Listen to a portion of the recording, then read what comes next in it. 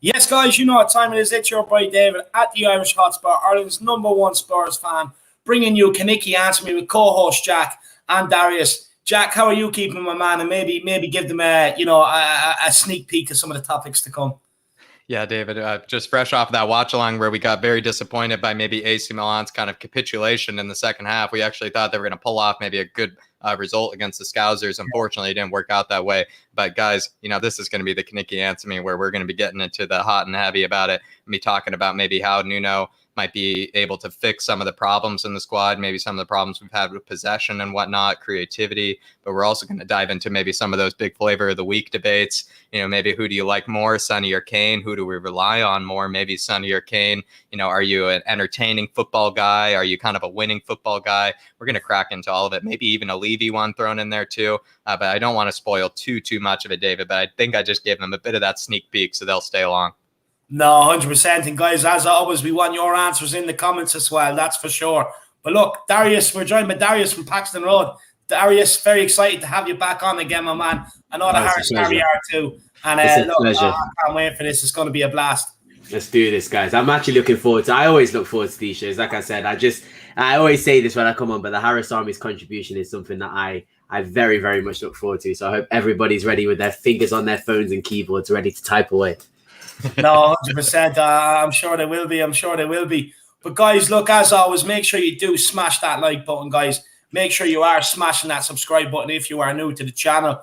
Also, do get over and check out flatcapeurotalk. Make sure you subscribe to that channel too. It's our second channel, and of course, Paxton Road, where Darius, his actual home is, guys.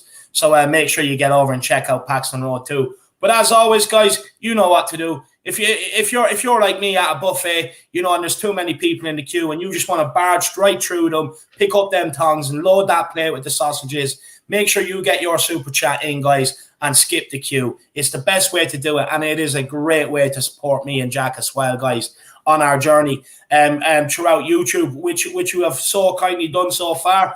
And look, I hopefully you are enjoying the content still, and we can still keep getting your support. But look, it's one of my favorite times of the show, the very early minutes where we can welcome in some of the Harris Army. We have Dtrex Kane. He says, if I see Winks or Davies versus Chelsea, or I still see that negative football, I might be like Marcelo, Nuno out. Yeah, look, each to their own. I'm not going to berate anyone for having their opinions on it. Honest answers with the Harris Army, Dave. Honest answers with the Harris Army. They don't shy. They don't shy away. No, 100%. And look, if I can understand why people might be thinking already they want Nuno out. They're just fed up with. They just want to see attacking football.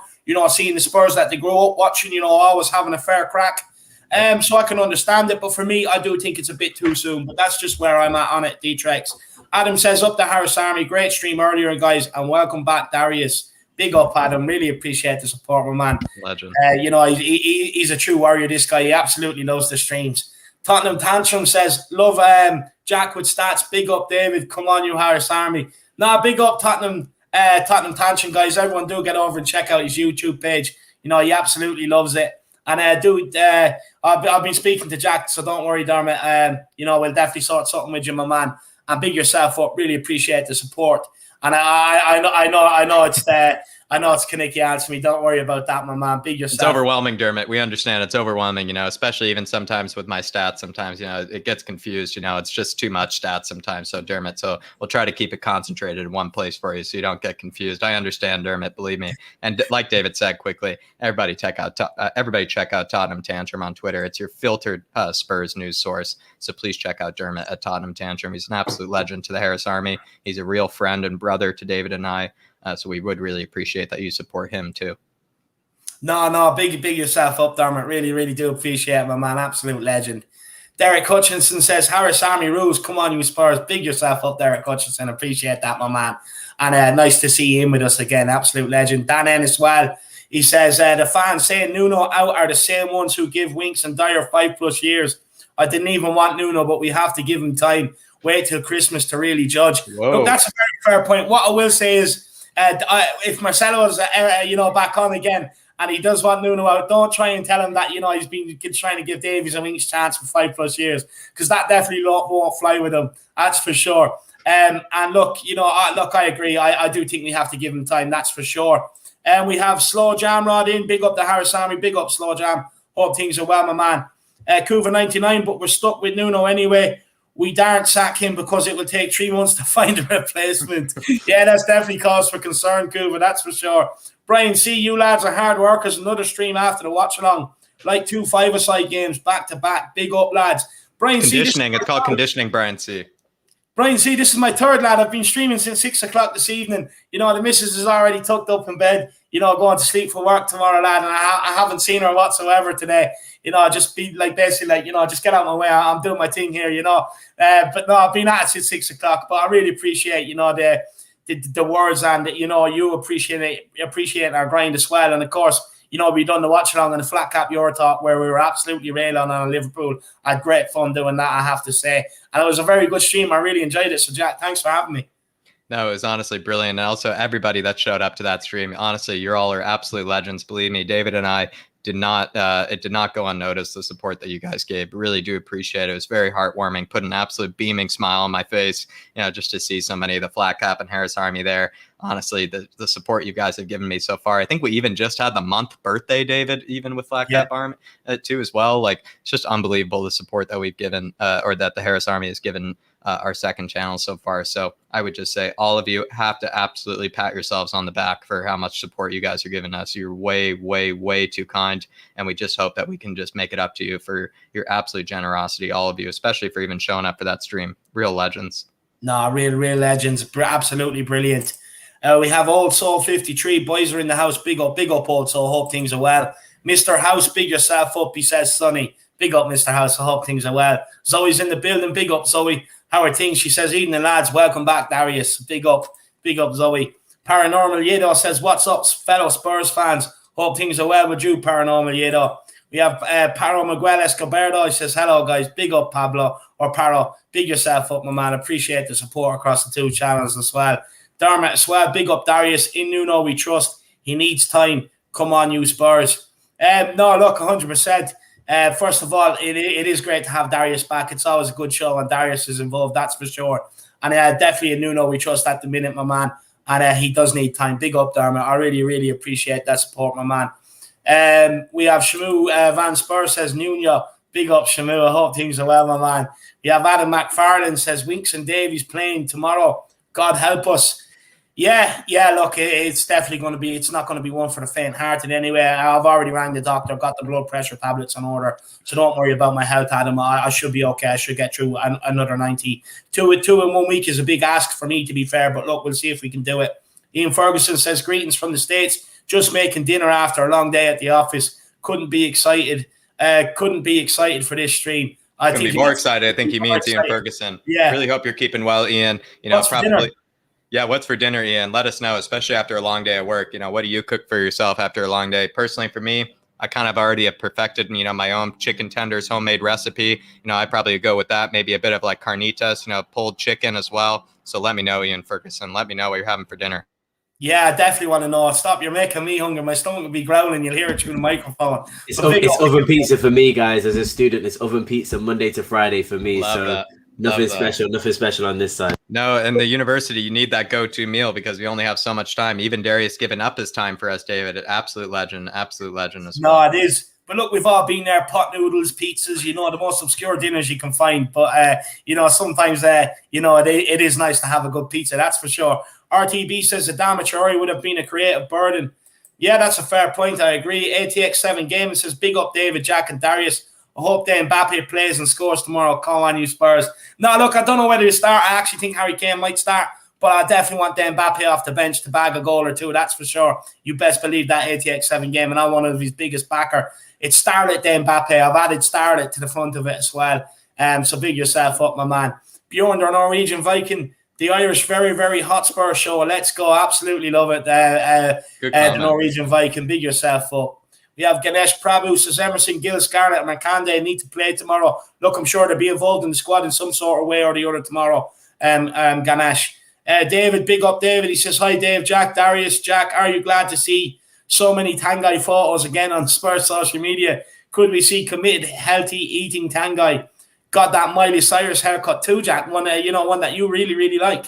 I mean, this is the thing. I mean, it's not like Tanguy needed the Miley Cyrus haircut to get the Techers. He already had the Techers, David. It's probably just adding, to his touch and to his ability, the new Miley Cyrus hairstyle. But all I will say is, Tanguy's actually looked, quite in shape. Despite all the burger references, he's actually looked like he's in shape. Just seems to be a bit of an attitude problem, a bit of a mentality kind of problem. And we will dive into it. But as well, I am absolutely delighted to see the Tanguy photos more and more, see him just in training, kind of hanging out with the boys as well, doing kind of joking around as well. It's just good. Maybe Tanguy is kind of embedding himself back into the squad, kind of get back into the shape of things. So really do hope I can see it because, again, coming from the big Tanguy apologist, coming from the Tanguy Library Club, we're absolutely delighted. No, absolutely. Big up, David. Really, again, and really appreciate support of the two channels, my man. James Redmond says, based on the fuzzy thinking of a chaotic manager search, which took 72 days to resolve, Nuno is safe for the time being. No, that's a good point. That's a good point, Jamesy boy. MRFR says, guys, we need to win tomorrow for confidence ahead of Chelsea. Couldn't agree more. Imad Hussain says, yes, boys. Big yourself up, Imad. We have William Kelly. Big up, William Kelly. I hope things are good down under, my man. He says, my honest opinion is this coach is too defensive. It worries me. No, look, I definitely can see where the worries are coming from. Yeah. I definitely see where the worries are coming from. Look, we're not really creating too much for, one of the best strikers in the world, in my opinion. But look, what I will say is after the Palace game, with the Palace game, we had a lot of injuries. A lot of things didn't go our way. Referees sending off, everything else. It was poor from start to finish. Same players play. We end up losing. I've said that time and time again. Look, we'll see how we get on in the Chelsea and the Arsenal game before I kind of really make my judgment. I think they're the two games I'm going to test him on and see what he has in his locker. That's for sure. But look, even if we win them both 1-0, I couldn't care less. I'll be honest with him. I'd happy win 1-0 every week if it meant we're going in the right direction. Yeah. Jack, any thoughts here to William? I don't think he's wrong, David. I mean, Nuno has been very defensive this season. I mean, as much as we probably have made excuses for him, that is actually the honest truth. And so I think William Kelly, I think you're actually, I can't argue with you in that regard. All I will say is hopefully maybe Nuno realizes that he's gone a bit too defensive, especially recently, and maybe we'll be able to turn around and maybe kind of tap into those kind of Valencia days of the past. But definitely William Kelly, really do appreciate the support. And William Kelly, like I said before in one of your super chats, I really do understand where you're coming from, considering, having to wake up at the ungodly hours to watch the game. Yeah. I probably would want to watch some entertaining football as well, just to keep me awake, William Kelly. So I really do agree with you, so absolute legend. I do see where you're coming from. No, big up William Kelly. I really appreciate the support, my man, top man, and everyone else. Look, like William and Dermot, skip the queue, guys. Get your super chats in, and it is a great way to keep supporting us. Let's welcome a few more, and then we'll get kick into the show. We have Adam McFarlane, Thomas James Smith, Kev G, Emily Dunn, Craig Bowler, Mr. Edwardson. Big yourself up. Ian Ferguson is having chicken parmesan. Absolutely love it. A man of very good taste, I have to say. My mouth is watering. You got to stop that, my man. Big up Para Miguel as well. He loved to watch along. Big up Para Miguel. Absolute legend. Yeah. Absolute legend. Love you. Yeah, big yourself up. Absolutely love it. I'm glad you enjoyed it, my man. We have Mr. Feet says we go from we're top of the league to Nuno out in 1 week after one bad match. No, I definitely haven't. That's I know what you mean, Mr. Fett. I do know what you mean. That's not how we feel over here, Mr. Fett, but I do know what you mean. Yeah, 100%. Dave Tyson, Seb is in the building. We also have Paul Wiley. Big up, Paul. I hope things are well. Joe Grimes says, Jack is simping harder for Tanguy than Alex for Mr. Anonymous and Stinksy. Big yourself up. I do have a bit of a crush on Tanguy, I will say, Joe. There's a bit of a crush, not only for the footballing ability, just he has a good smile, and everything. He's just a good-looking guy at the end of the day. So I will say, there is a bit of a simp. But, Joe, as much, he's starting to betray me, Joe. He's starting to betray me. So, as at a certain level, no matter how much you love a guy, sometimes you just have to let him go, Joe. Sometimes you have to let him go, and I'm learning that, Joe, but it's becoming hard. 100%. Big up, Joe. Great comment. Lucas Shabby, 14's in the house. Killian Kenny, your annual shout out. Hope things are well.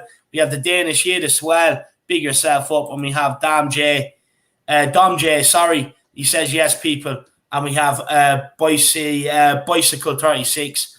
He says, come on, you Spurs, big yourself up. Guys, make sure you are smashing that like button. We have a lot more here now than what we did at the start. Make sure you are smashing that like button, guys. Make sure you are smashing the subscribe button if you're true. If you're new, we also have Chris in the house. Big up, Chris. He was saying about, this being a Tottenham heavyweight channel as well. Big up, Chris. Really appreciate that. And guys, get your super chats in. Keep skipping the queue. But Jack, let's take it away. And let's fire a question at Darius. He's scratching at the screen there, ready to get going. He wants to answer. Absolutely. I just want to say Joe Grimes. That's honestly one of the comments of the week. I will say Joe Grimes. That is one of the comments of the week. Might have to give you the trophy for that one nice and early. But Darius, here we go. I mean, we've been talking just constantly about maybe this possession issue, us even being able to control games, Darius, especially when we've been 1-0 up, right? We've just really struggled with even controlling the games, controlling the tempo. The transfer window is over, Darius, so we can't just say we can fix it through the transfer window right now. How do you think Nuno can maybe fix these issues with possession, controlling the game, controlling the tempo? Is it a formation change that's needed? Is it personnel change that's needed? What do you think about it? Well, it's a bit of both, to be fair. I don't think you can really put it down to. You can't really put it down to one issue, but you can put precedent on one of the two. And I think I'd probably say he'd see a lot of upturn if he just sort of didn't play certain individuals. And I've sort of got into sort of arguments with people and debated with people about sort of players having roles in teams and what they actually bring to the 11. And it's not necessarily their performance on the pitch that I get annoyed at. It's what they bring to the team. And the main example for me on the weekend was Harry Winks. It's not like he was the worst centre mid on the pitch. He probably wasn't. Skip probably played worse than him. Right. But he doesn't bring anything to that team. And if you replace him with even somebody like Tongai, who doesn't work as hard, but who has a lot more to offer sort of going forward, I just think that if you add somebody like that into your 11, you almost feel like you're playing with 10 players with Winks. It's again, I say it's not down to performance. It's just down to what he brings to that team. And him playing sideways, and he can't play forward. I don't care what people say. He tried to play. I specifically remember a long ball he played directly to the centre-back's feet. I think it was at Anderson's feet. Directly to Anderson's feet he played the ball to. And I just thought to myself, if he can't even play a ball forward and his defensive quality and output isn't as good as Højbjerg and Skip, what is he actually doing in that centre-mid role? Ali's done much more than him.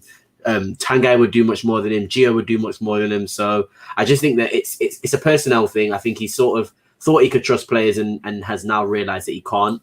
I want to see him learn from it immediately. That's one thing I really want to see. I don't want to sort of see that again, because that will show to me that he's not either trusting certain players that should be trusted, or he's not learning from that mistake. So, yeah, the formation I don't think is an issue. I just think it's a personnel thing. You can change the formation and you could find an upturn if you play, for example, more people out wide with a 3-4-3 or one extra defender with a 3-5-2. You can find joy in that, but I just don't think it's needed. I just think it's literally a personnel thing. And also I think it's down to sort of the opposition that we've played as well. I mean, I go to the first game, Man City, don't think any of the Harris Army would expect us to sort of dominate the game and attack against Man City. I think anybody would take a result. And then you go to Wolves, and before maybe you looked at Wolves, you maybe would have thought, yeah, we should go to Molineux and maybe attack, but then I see them play against Man U, and I think to myself, they dominated Man U. So who's to say that they shouldn't be dominating us? That might just be the way Wolves play. They had something like 42 shots against us and Man U alone. So again, I look at that game and I think, yeah, it's not that much of an issue that we didn't dominate the game and we won. Then I look at Watford. In my opinion, we did dominate the game. I believe that's the game that Dele Alli hit the post a few times as well. I just think that game, if you look at the stats, I believe it was something like we had 15 shots, 8 on target. So again, if we look at that game, Watford playing a very deep 4-5-1, not giving us much space in the middle. We did as much as we could. I think we did attack very well in that game. So I was okay with that. We could have taken our chances. And then the final game, Crystal Palace, to be honest with you, we'll probably get onto it. I put down to a lot of freak things happening. Yes, the lineup was atrocious. Yes, the performance was atrocious. But, I mean, losing Dyer 15 minutes in, losing Tanganga to a red card, losing 2 of your main centre-backs, losing Gio. There's a lot of things, losing Sonny, losing Bergwijn. There's a lot of things that you can sort of give an excuse to Nuno too. But again, the one thing I won't justify is that lineup. So I've given you a few reasons as to why. But again, the main thing is that lineup, and he does have to take the blame for that. And if you do see Winks, Højbjerg and Skip again, even against Chelsea, you sometimes, well, I would definitely question that, because I think there's a lot better sort of combinations you can choose in that midfield. And you won't lose defensive output, but you'll gain creative output is what I'm basically trying to say. So yeah.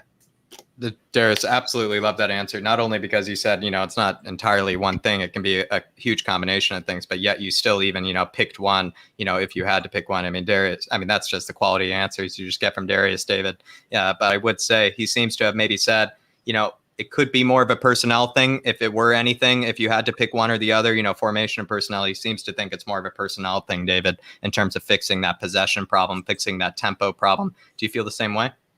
Yeah, look, first of all, we'll just take this comment from William Kelly. He says, I agree, Darius, but if he doesn't learn to stop trusting certain players, then we have got real problems. I personally think he is that stopgap manager, maybe until Potter's available again.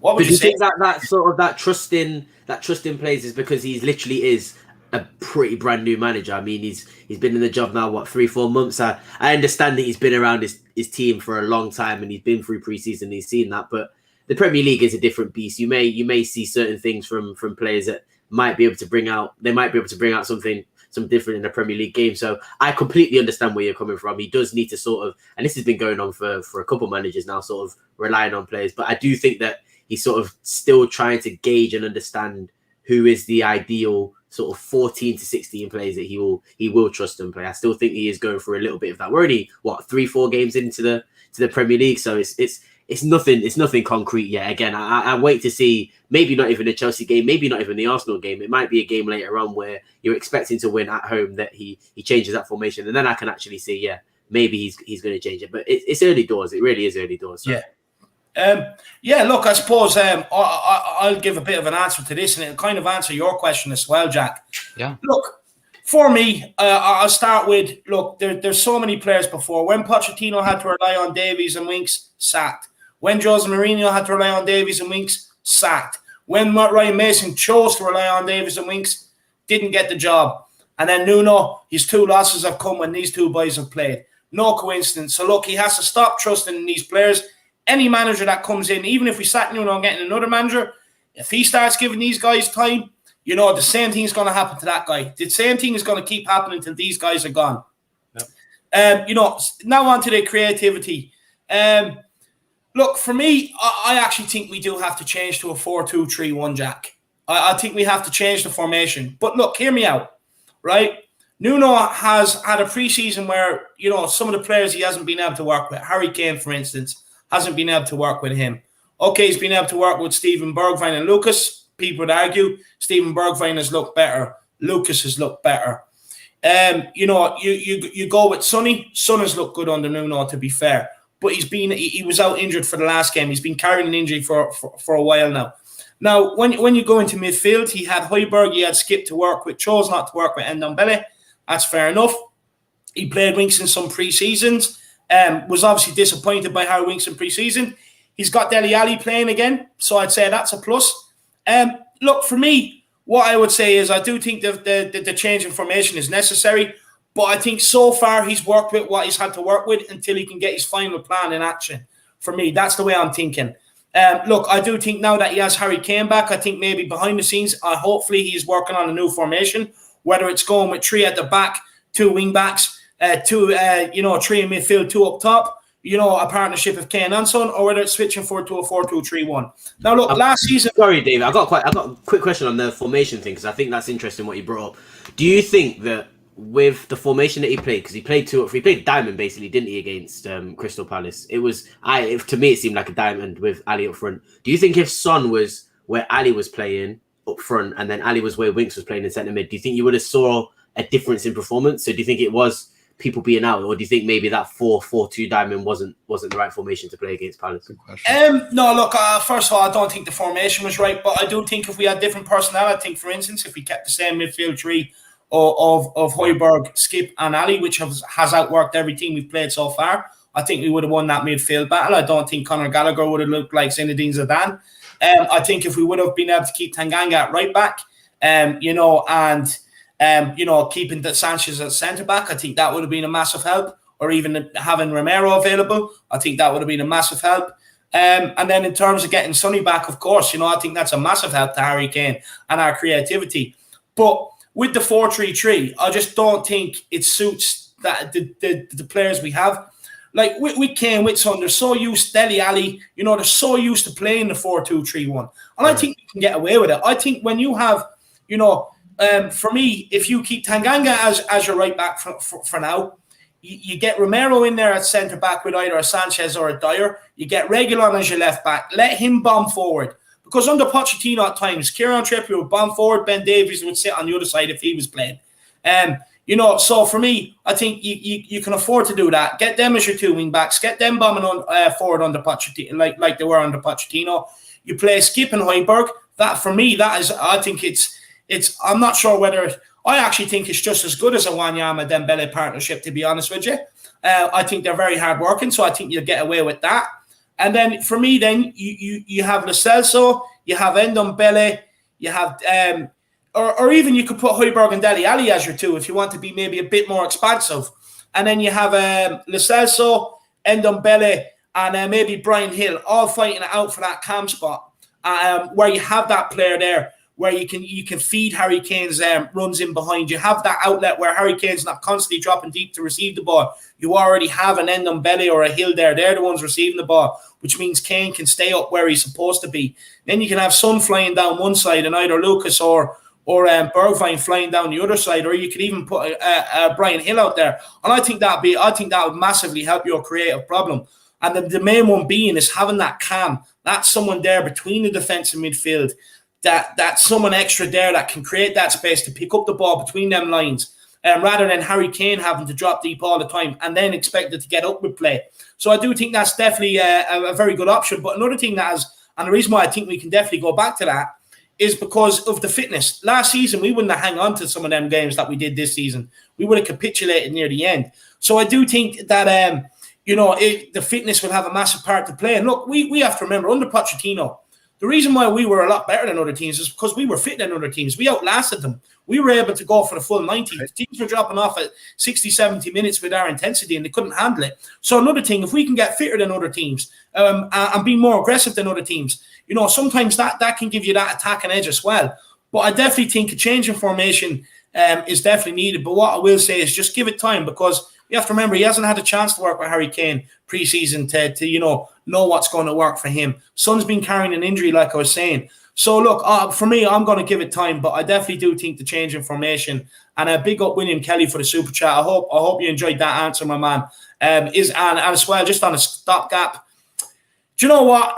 Part of me was thinking when he was given the 2-year contract and PSG extended Pochettino's, maybe it was just to get them by until they could get Pochettino back. But look, I'm not going to sit here and live in hope, to be honest with you. For me, look, I want Nuno to work out. I hope he does well. I think he's got off to a good start. It was only a week ago we were all sitting there, on a hard-on because he won Manager of the Month. So for me, look, I do think, as embarrassing as the Palace one was, we do need to give him time, and I do think we'll get more creativity. But another player, just on the creativity side, I know people are going to say it's young, don't put too much expectations on him, but we bought him to play. And for me, I think Brian Hill is the guy. If you could get him in that cam role, like he was against Patras de Ferreira, picking up the ball, dropping the shoulder, driving at players, making things happen. And it's just it's the pockets of space that he picks up to be able to receive the ball. It's amazing football IQ. And I definitely think 100% with everything I've said there and everything on top of what Darius has said, because I didn't want to say the same things as Darius. Darius made great points, but I didn't want to say the same things as Darius, so I hope people enjoyed my answer too. No, and William Kelly, really do appreciate the support as well. Maybe just quickly, I would say, I think we're just going to have to get used to more of the 2-year, 3-year contracts with, certain managers. I would say sort of he is a stopgap manager to degree. If he completely fails, he is a bit of a stopgap manager, but at the same time, I think they're probably quite ready to renew his contract in case he has a really successful season. So I think that is how it works, to be honest. William Kelly. Just to add to my answer, sorry, just quickly, I know I shouldn't be doing this. This is against the rules. But look, just to add to it, as well, I do think if we could get that tempo center in midfield, find that one player, who's comfortable on possessions, who was able to slow down the ball when needed, so we're not just giving the team ball back to Palace like we were at the weekend. Someone who what Harry Winks should have been doing, passing it left, right, slowing it down, getting our players up the field to be able to create attacking opportunities. Because right now under Nuno, it's all very quick counterattacks, but we're not playing through through the thirds. We're not playing through the thirds. And sometimes you just need to be able to get someone in the middle to be able to slow the game down, to get your fullbacks to get up to give you an option, to get, your wingers to maybe move in a little or get in behind to give you that option, to get Harry Kane to be able to get in position to give you that option, to be able to get a Cam or another midfielder to be able to get into that space to give you that option and play through the thirds. I do think once we can mix it up between good counter-attacks and,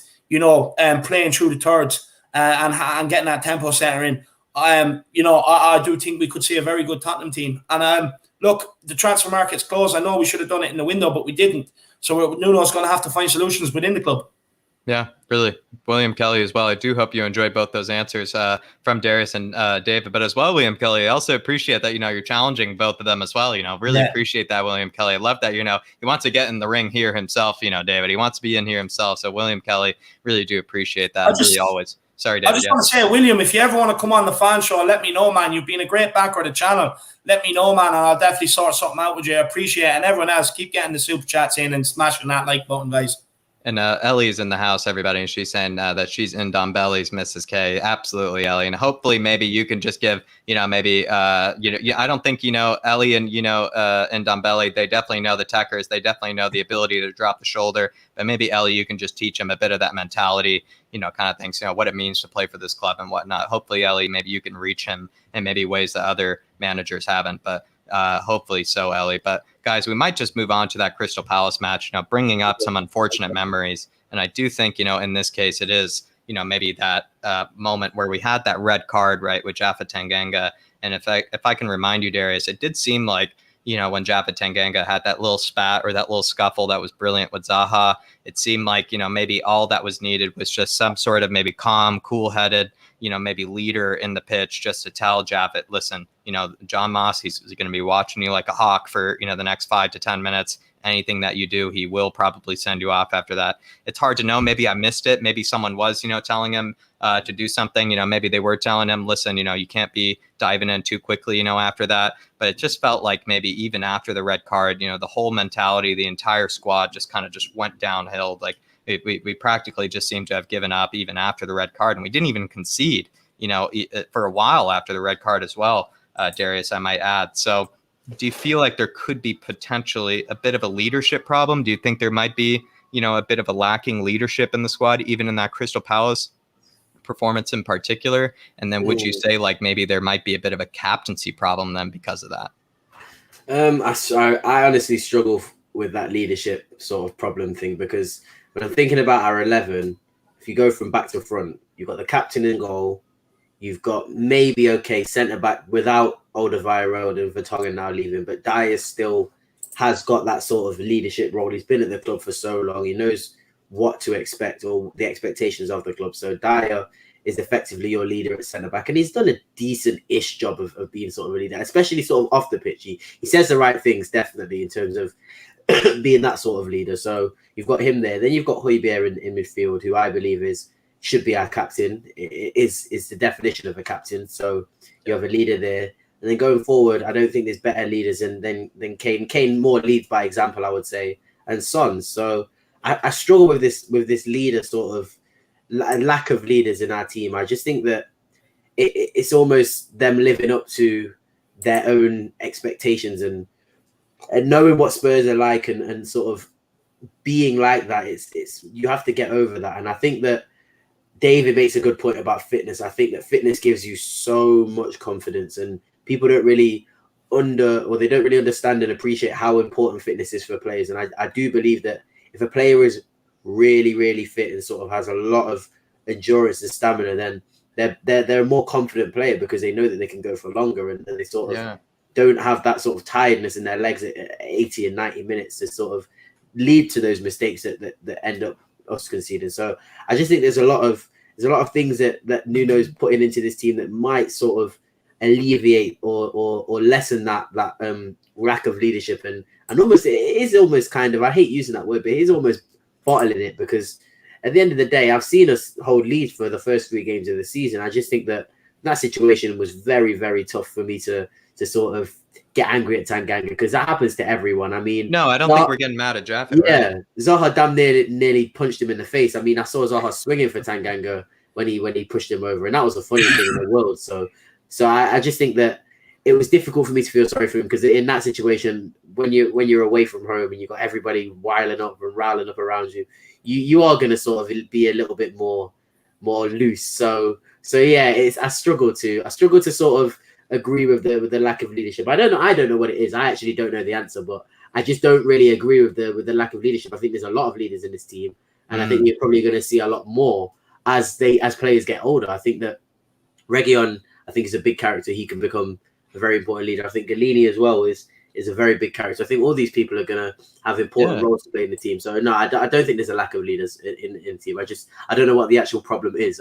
It might just be a Spurs thing. It might just be a Spurs curse, like I keep saying to everyone. I had tons of kiss of deaths, I will say, when I was on Weird Time TV, just all the kiss of deaths I was mentioning on my pre-match. So I will say it might have just been, honestly, you can put it on me, everybody. You could put it on me. But I actually love, David, how Darius doesn't fall into the trap sometimes, maybe with certain answers, right? He doesn't, want to just play maybe what the answer or the question might be saying. He thinks for himself on this one. And he's saying there are actually plenty of leaders on the pitch. And in fact, there are almost multiple captain, maybe multiple options, for captain, apart from Lloris, apart from Kane. We even have more players in the squad that can easily be a captain. Of course, Pierre, he was even saying Eric Dyer can even be a captain. Even Joe Rodon, to a degree, leads by example. There are tons of players. Yeah, Lucas leads by example. There are tons of players that actually do have that solid mentality. So he didn't really fall into that trap, I would say, David. Do you feel the same? Look, do you know what it is, Jack? I do think we have leaders, right? And don't get me wrong. I think Højbjerg is a leader. I think Skip will be and probably is a bit of a leader right now, even though he's young. Harry Kane, look, whether people like it or not, he's a leader. We've heard stories about him before. He's England captain, isn't he? Yeah, Ajax coming down at half-time, stuff like that. Look, I do think we have leaders. Apparently, Moon Boots is a leader as well. I hope so. He's been playing well. But my issue is like, they probably all sitting there knowing they should be captain, right? Look, my goalkeeper being captain, I'm not really inspired by it. I've never, ever once, through all my years playing FIFA, Football Manager, playing for my local team, playing for academies and whatever else, have I ever seen the goalkeeper as captain. And if they did, and the goalkeeper was yelling at me, and I'm the one running around and all he has to do is stand on the line, I'll be absolutely furious. I wouldn't respect them. Look, goalkeepers are strange people anyway. We all know that. But look, for me, like, I just wouldn't, I wouldn't take his orders seriously. And then the orders have to go to Dyer, onto the midfield, then up to Harry Kane. You know what I mean? So for me, I'm not a big fan of my goalkeeper being captain. Whereas if I think we had an outfield player as captain, I think maybe we would have managed the game better against Palace, because you'd have someone out there who knows exactly what's going on. They're the captain. They will also, because they know they're captain, they will have the authority to speak up, and it'll probably encourage them to speak up more.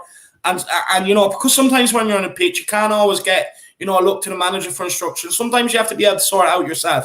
And that's what a true leader does. And for me, if you had someone like a Højbjerg doing that, or a Harry Kane captain on Saturday, I perhaps maybe think you might have seen a bit of a different result against Palace. I know we were missing a lot of players, but look, I'm just not inspired by Hugo Lloris being captain. I know there was a thing in the documentary where he was yelling at Son and whatever else, but Son didn't respect him. Son wanted to kill him.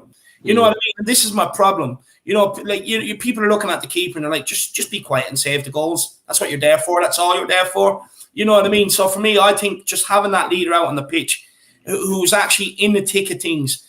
Look, I know the goalkeeper is playing and everything else. Don't get me wrong, but when you have someone who is in the thick of things and can make them split-second decisions outfield, I do think it benefits the team a lot more than having your goalkeeper as captain.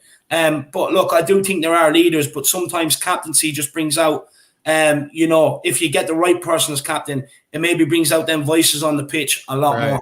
Well, I do agree with you, David. A lot of people in the Harris Army are saying, there are plenty of other examples. And this is why I did bring this up earlier. Weirdly, despite how we might feel like we don't understand how the goalkeeper is a captain, there are multiple teams that do have the goalkeeper as their captain, from Manu Neuer for Bayern to Kasper Schmeichel as Leicester City's captain. Do you feel like maybe we are, in fact, missing something, maybe even at the professional level? That's the big thing with those two goalkeepers is they change their team's game. Like, I've seen Kasper Schmeichel. I look at that FA Cup final. He made an absolutely world-class save. And I'm not saying Lloris doesn't, but Neuer as well. Neuer sort of leads by swagger. He dictates how Bayern play football because of the way he plays.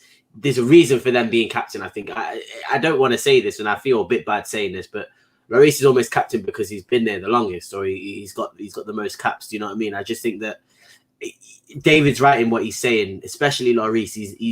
He's a captain of France. I get it. I do understand it. Maybe I am doing him a bit of a disservice, but at the same time, I also think the captain's armband is just a glorified elastic band at this point. I don't think the captain's armband has as much meaning as it does in general, anyway.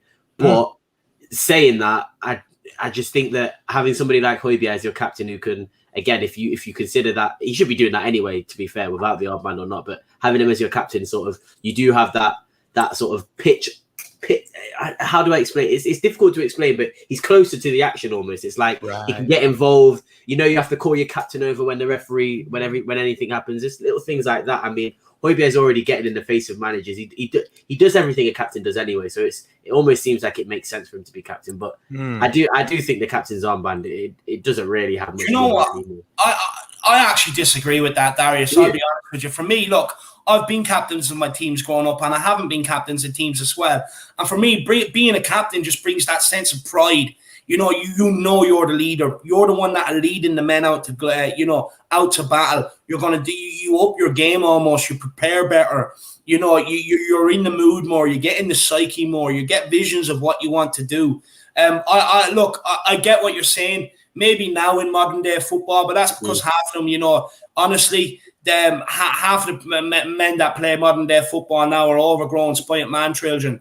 You know what I mean? Let's be honest with you, they are. But look, for me, you look at Vincent Kompany, what he was doing at Man City. That was a guy you could turn to in the trenches. As much as I hate to say it, I know he slept with Wayne Bridges' wife, but John Terry with Chelsea back in the day, you knew you could turn around to him in the trenches. You look at Roy Keane for United. How many times, that guy got a booking against Juventus in a Champions League semi-final and played the best on the pitch to drag them through single-handedly to that final against. I do think that, I think, look, maybe at clubs like, I would say that aren't winning things, maybe, the captain's armband is a bit redundant because you don't have the personnel and you need this leadership group. But you don't. All you need is one man who's a strong authority, who has a strong authority, and a man who will actually go in there and control the dressing room. What he says go, and if you don't listen to him, there's consequences. That's the way it needs to be. I don't get this leadership group, and that's where you get arguments between centre backs and midfielders and goalkeepers and strikers because they all want to be having their input. You need one man, a strong man, one leader who is going to dictate how things go. No phones in the dressing room. You have a phone, okay, you're fined. No week's wages for you or whatever. No dicking about in the dressing room. You're going to sit there and listen to the manager's team talk. You need someone beyond the manager and beyond the assistant manager in that squad to be the leader and dictate and set the tempo of the way training needs to be every single day. How you need to present yourself when you're a player at Tottenham Hotspur. What are the minimum requirements that you need to meet in training every week, what they expect of you when you go out and put on our crest and that badge and that jersey on a Saturday or a Sunday, you know what I mean? What you're expected to do for the fans of that club, for the people that work in that club and for the people of that area. That's what I expect from my captain, to be the authority and the tempo setter of what goes on at a club. Yeah, I mean, I think you guys have brought up some good arguments, but I will say the Harris Army is absolutely challenging you guys because they're bringing up very good examples of goalkeepers that are actually, in fact, you might say great captains in maybe even the case of Manu Neuer, Buffon, Kasper Schmeichel as well. And even in the case, some people have said, there isn't, is there a reason, Hugo is also the captain of France? Maybe that isn't coincidence as well as they're saying. Maybe we are just missing something, but I will say maybe I should give my opinion on this. I think actually, in my opinion, it is actually, it does definitely maybe hold me back to say that it is not a coincidence that maybe Hugo is also the captain of France. But I would say what Darius brought up in the case of Kasper Schmeichel and Neuer, I think is what actually separates them from the likes of Hugo Lloris, where Neuer and Kasper Schmeichel for a long time have also led by example. Yeah. They've led by example in their quality, they lead by example, and even the way that they help their teams. Like Darius was saying, Manu Neuer will play that ball that no other keeper in the world can play, to somebody's feet. Even at times, right, he'll just dink it over the attacker's head, even Megan attackers sometimes, just to show that swagger that, he's the coolest head in the building, and things like that, just to make the players realize. Even the way they pass it back to Neuer with confidence, it just shows like how much they do trust him. But do we really do that with Hugo? Not really. And actually, and even in examples, Hugo doesn't exactly lead by example, as we even saw with the Eric Dyer situation of rolling the ball out. And even sometimes, I would say Hugo, like you even say with the Odson Edouard, example, wasn't really exactly the best attempt at saving the ball. It's possible that you might say that Hugo can't exactly lead by example as much as other goalkeepers might be able to. But I think that is a fantastic debate, as well as the Harris Army. We're absolutely challenging you guys, I will say. Can I just add to that just quickly as well, right? Now, for me, if you had, say, for instance, a Kasper Schmeichel, a Manuel Neuer, these people that people want to throw at me, right, and their team was going through a tough time like we were last season, do you think Kasper Schmeichel would have let one of the Leicester players in the press the way they were letting Moon Boots and other players speak to the press? Do you think that some of the stuff that the mistakes they were making week in, week out, Kasper Schmeichel and Neuer wouldn't be bollocking them and to not make it again? Like, at the end of the day, they're probably captains because they're a leader. Our leader, he comes out and he speaks out after the Dynamo Zagreb game. But what else did he do that season? When else did he speak out about the players? Where is he behind the scenes, pulling the boys together, stopping the mutiny against the manager? Where is he behind the scenes? And that's the thing. You don't get that at Bayern Munich. Bayern Munich consistently win trophies. Kasper Schmeichel has won a Premier League at Leicester. He's won a league or an FA Cup. He's won a Community Shield. He's captained his teams to winning things. What has Hugo Lloris captained us to? And this is the problem.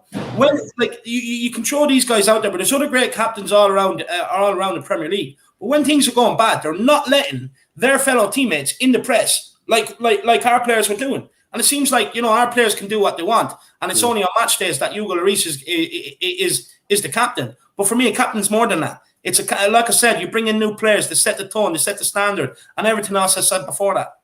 I also don't want to discredit. I really don't want to discredit Hugo, because again, he is the captain of his club and country, and you do have to do something to sort of be given those two accolades. But again, I preface this again. I'm not trying to rag on him, but I'm just trying to sort of play devil's advocate and say, right, in that 2018 World Cup, which France did win, which he did lift, for me, the main leader, goal to Mandzukic still. Yeah, that and the main leader for me in that team was Paul Pogba, and that was obvious to everybody in the World Cup as well. Paul Pogba was that man, and there was video footage of that in the change rooms of him sort of leading the talks in the change rooms at halftime and stuff like that. So again, Lloris he's a very calm person in general. He doesn't really seem like you said, it takes a lot for him to sort of get riled up. So again, he's a good leader, but I think David's right. I think Tottenham especially, they need somebody to sort of kick players up the arse and say, fix up instead of you doing a good job, keep going, because there's not really any evidence to suggest that's helping us in any way. Do you know what I mean? So Højbjerg for me, when David was explaining what he wants in a captain, Højbjerg does all of that. Højbjerg's in interviews on Spurs Official's channel saying how we're not good enough, we can be one more better, we can one step better. Like practice, it's the mentality of training. He says all that stuff. So for me, it seems like Højbjerg should, if Lloris does go next season, should be the one to take the captain's role. But I just have a horrible feeling that a certain Harry Kane will probably be captain if he stays at the club, because that's sort of how things go at Tottenham. Is you don't really earn things, you sort of get given things at Tottenham, and that's something that needs to change as well. So. Definitely. I think I'm surprised we actually got such a good debate out of this one, especially the Harris Army. I absolutely love the Harris Army for, maybe bringing up, counter examples, just a lot of them do seem to maybe think differently. And that's, again, like Darius, like David here, they think for themselves. They're not, corrupted maybe by others' opinions. They don't just go with the flow. They don't go with the mainstream on it. I really, as well as the Harris Army, they're not even listening to the panel on some of them. They're just directly challenging them. Like I said, they want to be in the ring themselves when it comes to Kineke and Ansmi. AT here, David, I think this is going to be for you since you did that preview. I'm pretty sure Tanguy traveled, but he said didn't see Ndombele going on the plane, not in the squad. No, he's traveled as far as I'm aware. He's traveled. So, look, crisis averted. If you're a Tanguy apologist like Jack, a Tangai stan. Is that what they call them nowadays? I'm not down with the lingo. If you're one of them, don't worry, crisis averted. You can sleep tonight. You don't have to be, crying into the pillows. He's travelled. And look, I actually want him to play tomorrow and play well. 100%. Hey, T, let me know if you are a Tangai apologist. Let me know your thoughts on Tangai, my man. Big up for the support. I really do appreciate it. Big up, AT. Really do appreciate it. Also, and everyone else as well. Everyone, keep smashing that like button. Keep smashing that subscribe button. Smash the subscribe button on flatcapeurotalk, the home of Mr. Kineke. Paxton Road, the home of Mr. Darius here as well. And why not here for Davide Harrison Senior, which I may actually go out and change that now to the Irish Hotspur. I was just doing that for a bit of crack with Milan. And also, look, guys, keep getting the super chats in. It is a great way to keep supporting the channel, support me and Jack, and skip in the queue as well. If you get a bit angry like me in queues, so it is a great way to skip it. I'm just going out to change my name, Jack. I'll be back in 1 second. No problem, David. And also, speaking of Tanguy Stan, this is going to be a quote from Spurs Express, as well as everybody who isn't following Spurs Express. I'm pretty sure you probably already are. But if you aren't, please follow them. This is a quote from them regarding some rumors from inside the camp saying people at Tottenham claim Dembele's cycle begins with him working hard in training, performing well on the pitch, then getting carried away by his moments of success, then believing he should be at a higher level and wanting to leave. These are reports from inside the camp. Supposedly, also Ali Gold has reported on this as well, Darius. So it is quite interesting. And so maybe the question that follows with these kind of these rumors supposedly about like the Tanguy cycle, I guess is what we're talking about. Do you feel like these rumors surprise you? Are they even true for you, maybe to begin with? I probably believe them 100%. I'm not going to lie to you. I think a lot of people just, and again, I may be assuming a lot of from people who don't like Tanguy, but I think people don't like Tanguy as a person more than what he brings on the pitch. And I think that you're right.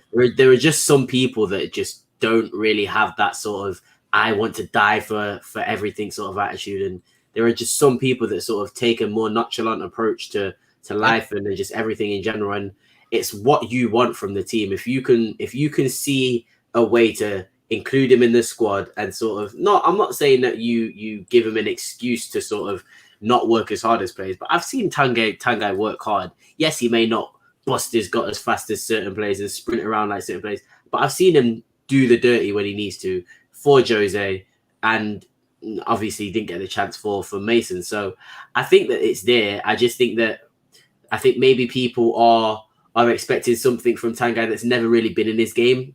Leon, he wasn't really like that at Leon. So I don't really expect things that I don't see from players from before we've even signed them. So for me, it's about integrate. And again, we had this conversation, us three. I remember us having this conversation about whether sort of we should we should sort of prioritize Dele Alli over the whole formation because of his attributes. And I think we all agreed to say, no, Dele Alli hasn't really showed that 19 goals a season sort of form to sort of justify us playing a formation around him. In my opinion, I think that Tanguy's got enough skill for me to justify us sort of maybe accommodating, like you said, two defensive midfielders, going to a 4-2-3-1, which I think would work for Tanguy. So I actually believe all of what those quotes said. I do believe he gets carried away with his success. I do believe that he needs to start working hard.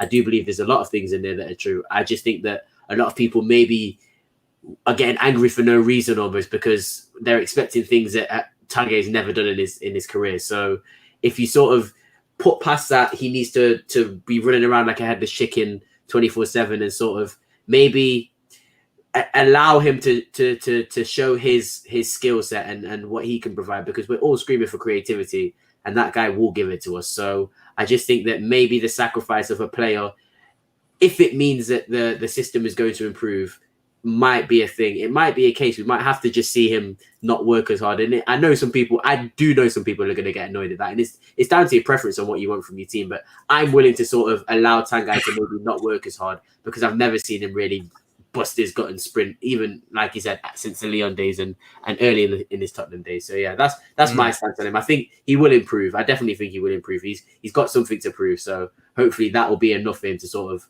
perform better than he has over the past month or 2 or 3, because he's not even really performed at all, has he?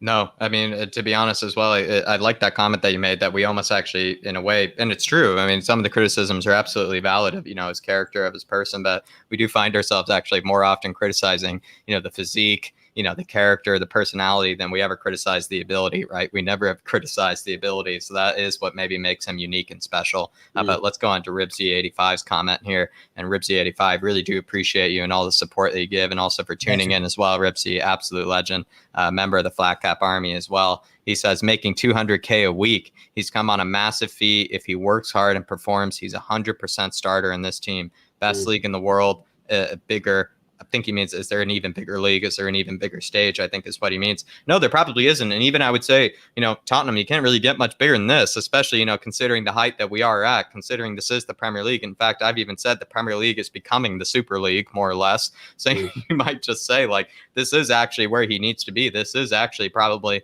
the heights that most players would love to see themselves at. This is, probably the ceiling for most fantastic players, most very talented players. Spurs would absolutely be their ceiling. There really isn't much of a higher ceiling, I might say, but that probably might come with some bias.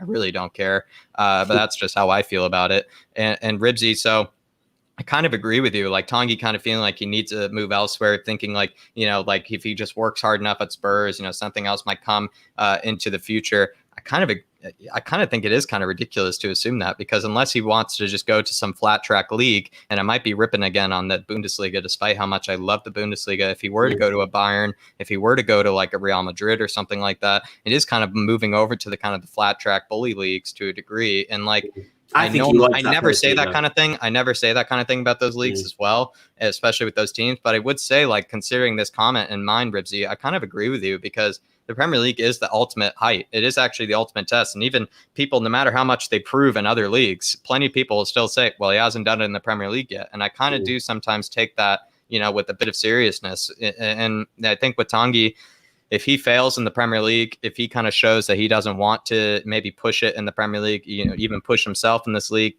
says a lot about him. It does say a lot about him as a player. But what do you think, Dave? Yeah, look, for me, with Tanguy and Ndombele, look, he's making an astronomical amount of money. With what was put out today, look, he thinks he should be on a bigger stage than what he's at. Look, at the end of the day, he's the one that chose to move here. He accepted the big contract. So get your ass and get working. Look, for me, the way I look at it now, and I've been very angry with him, and rightly so. Rightly so. I've come up with some of the best nicknames on YouTube for him as well, and rightly so. He deserved every single one of them. But look, where I'm at now, and I've had time. Jack's kind of, with all this Tanguy talk in my ear constantly. So right, I've had a bit of a thought about it. Right. So when you look back at some of the great teams, there's always them one or two renegades, right? You go through United, you have an Eric Cantona. You go to Barcelona, you have a Ronaldinho. You go to Real Madrid, you have a Ronaldo. You always have that renegade. But the difference is that no matter what way they were feeling, they always performed, no matter what. And that's why they were allowed that extra, bit of leeway on things, or that's why they were allowed to not do the track and back, because when you got them the ball, they actually done stuff with it on a consistent basis. They won matches. Now, I'm all for having a renegade at Tottenham. For fuck's sake, we had Paul Gascoigne, but he was a match winner. You know what I mean? The thing is with Ndombele, he hasn't earned his stripes to be able to not do any of the sort of hard work. He hasn't performed to anywhere near the heights that he can to earn to be able to just put into the squad and given that role in the squad. And for me, I've actually think he's come at the wrong time, to be honest with you. If you had him back when we had Ndombele, Wanyama, Ericsson, you could find a spot in the squad where you could allow him not to do the track and back, because you had an Ndombele and a Wanyama behind him, and we were a well-oiled machine. But when we've reached the lows that we've reached, we had a lot of the dross we've had. Now we're going into a new rebuild, and things like that. You can't afford to have a player like him in the team. You just can't, because right now where we're at, we're at where we need everybody fighting for the one cause. Everything die for the 3 points. Start picking up the points, and then after that you build momentum, and then you can sprinkle your team with that bit of stardust, that bit of magic. Tanguy and Ndombele, allow him not to do the track and back. Sorry, David. Just to add on to what you said as well. just on that, I think that you make a great point. If you remember when we actually signed Tanguy and Ndombele, it was right after we were in the Champions League final. And I've had this conversation with a lot of people about sort of when we go to sign players, and Jules Koundé is an example of this transfer window. It's do you sign players because of their ability and maybe having to convince them with wages that they need to come to Tottenham, or do you sign the players that actually want to come to Tottenham and want to prove themselves? And that's sort of the debate that you're having now. And it's coming to fruition now, isn't it? Because I really, really, really, with my heart, do not believe that Tanguy and Ndombele would be at Tottenham Hotspur if we didn't get to that final in that season before. So I just think that maybe we shouldn't sort of see these big 50, 60 million pound strikers or signings as the ideal ones, because if their heart's not in it, you're not going to get the best out of them, are you? If they're going to go to a Chelsea and a City, of course they're going to play their best, because one, they're going to get paid the money, and two, they're probably going to win a trophy. So I just think that was probably a very unlucky situation for him and us, that he really came at a time where we were probably at our heights. And I don't think a lot of people thought it was going to come down this quickly. So, do you know what, Jack or Darius? You made a great point there, That's Jack. Write that down for the next Kineke. Answer me: do we sign players with a point to prove, or do we hand out massive? I was just going to say. I mean, Darius, if you have a spare mic that you can't break or something like that, you're welcome to drop it on the floor. You're welcome to drop it on the floor. You know what I'll do? I'm gonna drop my deodorant, guys. There you go. There you go. There it is. Have that debate and have Darius back on, because for me, I think that would be actually a fantastic. That opened my mind. I'll tell you that, David. That did open my mind. I've never thought about it that way, actually, and considering, because lots of us, and we're all guilty of this, lots of us saying like, well, if he's worth that much, if he's, if he is this much, let's get him. It doesn't matter. Bring him in, no matter what. Pay him whatever, bring him in. And Darius has just brought up, when we do that, we actually are kind of, not maybe taking into consideration their actual desire to play for Spurs. And even when, Jules Koundé said he didn't want to play for Spurs, and we kind of were ripping on him and saying like, oh, that's a horrible mentality. He it's should not really play for us. Is it? Like, do you know what I mean? But in a way, like if he's honest with us, that's actually the best thing that we want to a degree. 100%. He was being honest with us, and that's actually what we preferred. And maybe it's possible. I'm not saying this is what happened, but it's possible maybe Tanguy wasn't as honest with us as maybe Jules Koundé probably was. And so you have to maybe take that into consideration. As well. I think that's another point as well. City were all over him at one point when he played against them in the Champions League, and he ran circles around their midfield. City were very hotly linked with him, and I think that he probably thought he would probably get a move to a City, saw us get to the final, thought we were going to sort of build on from that, and maybe took that chance because we paid the bigger wage. So I just think it's something to consider, because I know that we all want to see the big players come through, and so do I, but you can buy a big player and they can still want to join Tottenham, and you could buy a big player and them not fully be convinced about the project. But you know what, Darius? It comes down to what we've been saying for years, is who's doing the homework on these players? Because look, it's all well and good looking at a few videos, looking at the stats, you know what I mean, and whatever else, right? That's all well and good. But who's really going in and checking out the person the player is? And I know people say, oh, it's horrible, no matter who you are, you should be given a chance no matter what. But like, you look back at the great managers, they all do their homework on the characters that they're signing. They know. They do their research into what their private life is like, and to make sure they're signing a good, solid character. And when they know they're getting a good, solid character, they know they're going to get a person that's going to put it all in training, and that they're going to get a person that's going to live right off the field to be able to perform on the field when it really matters. And that's why it's important we really start doing our homework on these signings. Because, look, I firmly believe we signed them because we could get one over on City, and B, off the back of that Leon performance with City. But, like sometimes, buying a player off a period of good performances, it doesn't work out. We've done it with Paulinho. He had a good World Cup for Brazil. We signed him. It was absolutely horseshit.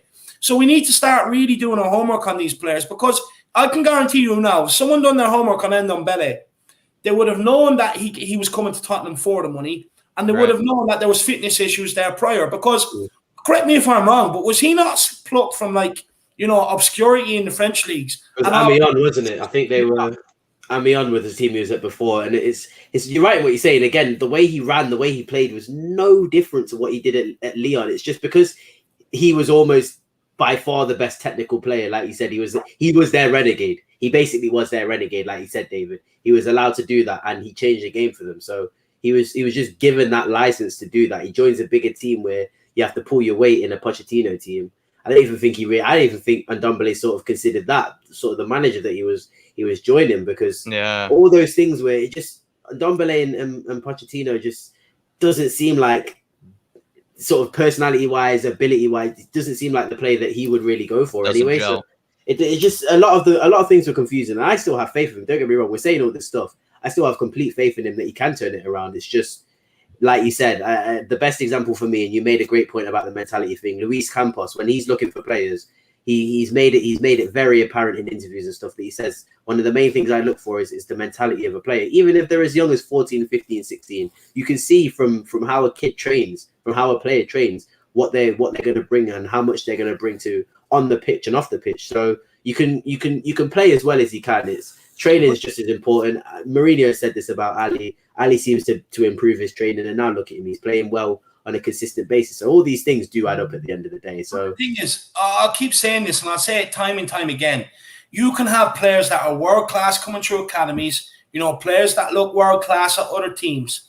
But at the end of the day, I've seen too many of players with great talent fail because they don't have the mentality and they don't have the drive or the desire. And I think they don't have to practice because their ability will carry them. And I'm going to keep saying it. And I'm going to add another one to the list because it's been on Sky Sports recently. Jack Wilshere.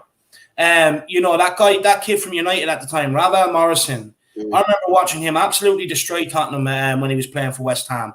Adel Taarabt, Mario Balotelli. Ben Arfa. Ben Arfa, again, there's loads of these players over the years.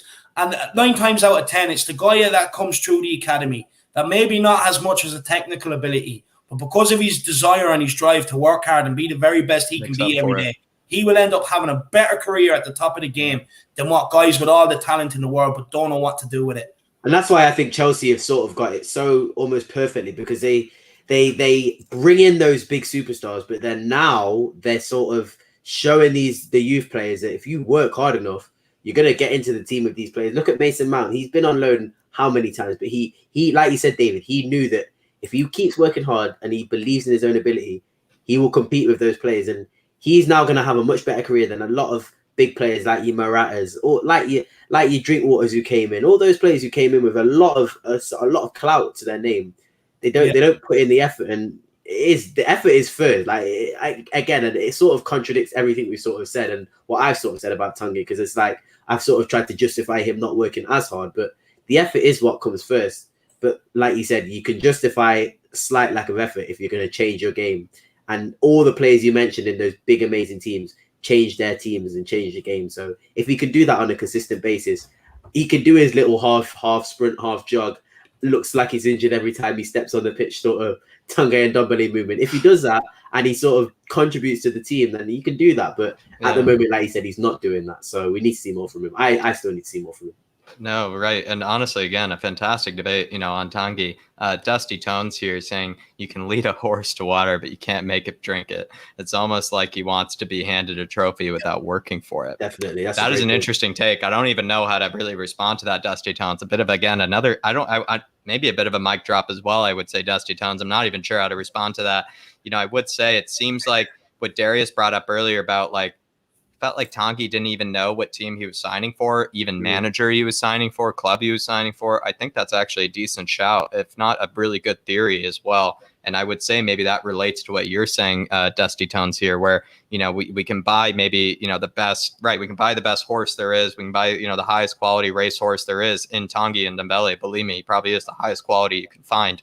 But, if he's not willing to maybe go through the training, waking up early to do whatever is needed to reach that upper level, you can only lead a horse so far, as I guess what he's saying. Now. What is he, 23 years old? I'm sorry, but again, I keep thinking I'm almost contradicting myself as I sort of spoke about that last topic, but he is 23, 24 now. Like the guy, at some point, he's got to sort of think to himself, like, what do I want from my own career, let alone what does he want from football? You can earn as much money as you want, but like at the end of the day, I just think that, like you said, and like Dusty said, it's maybe he wants to be in a team where he doesn't have to do much and he can almost stat pad, like you say. Maybe PSG is the perfect place for him to go to, and sort of he can not have to work as hard, and he will still look good, and he will still win things, and he won't have to, do you know what I mean? I don't think he's not like Højbjerg, he's not like Kane or Son who wants to be the main guy and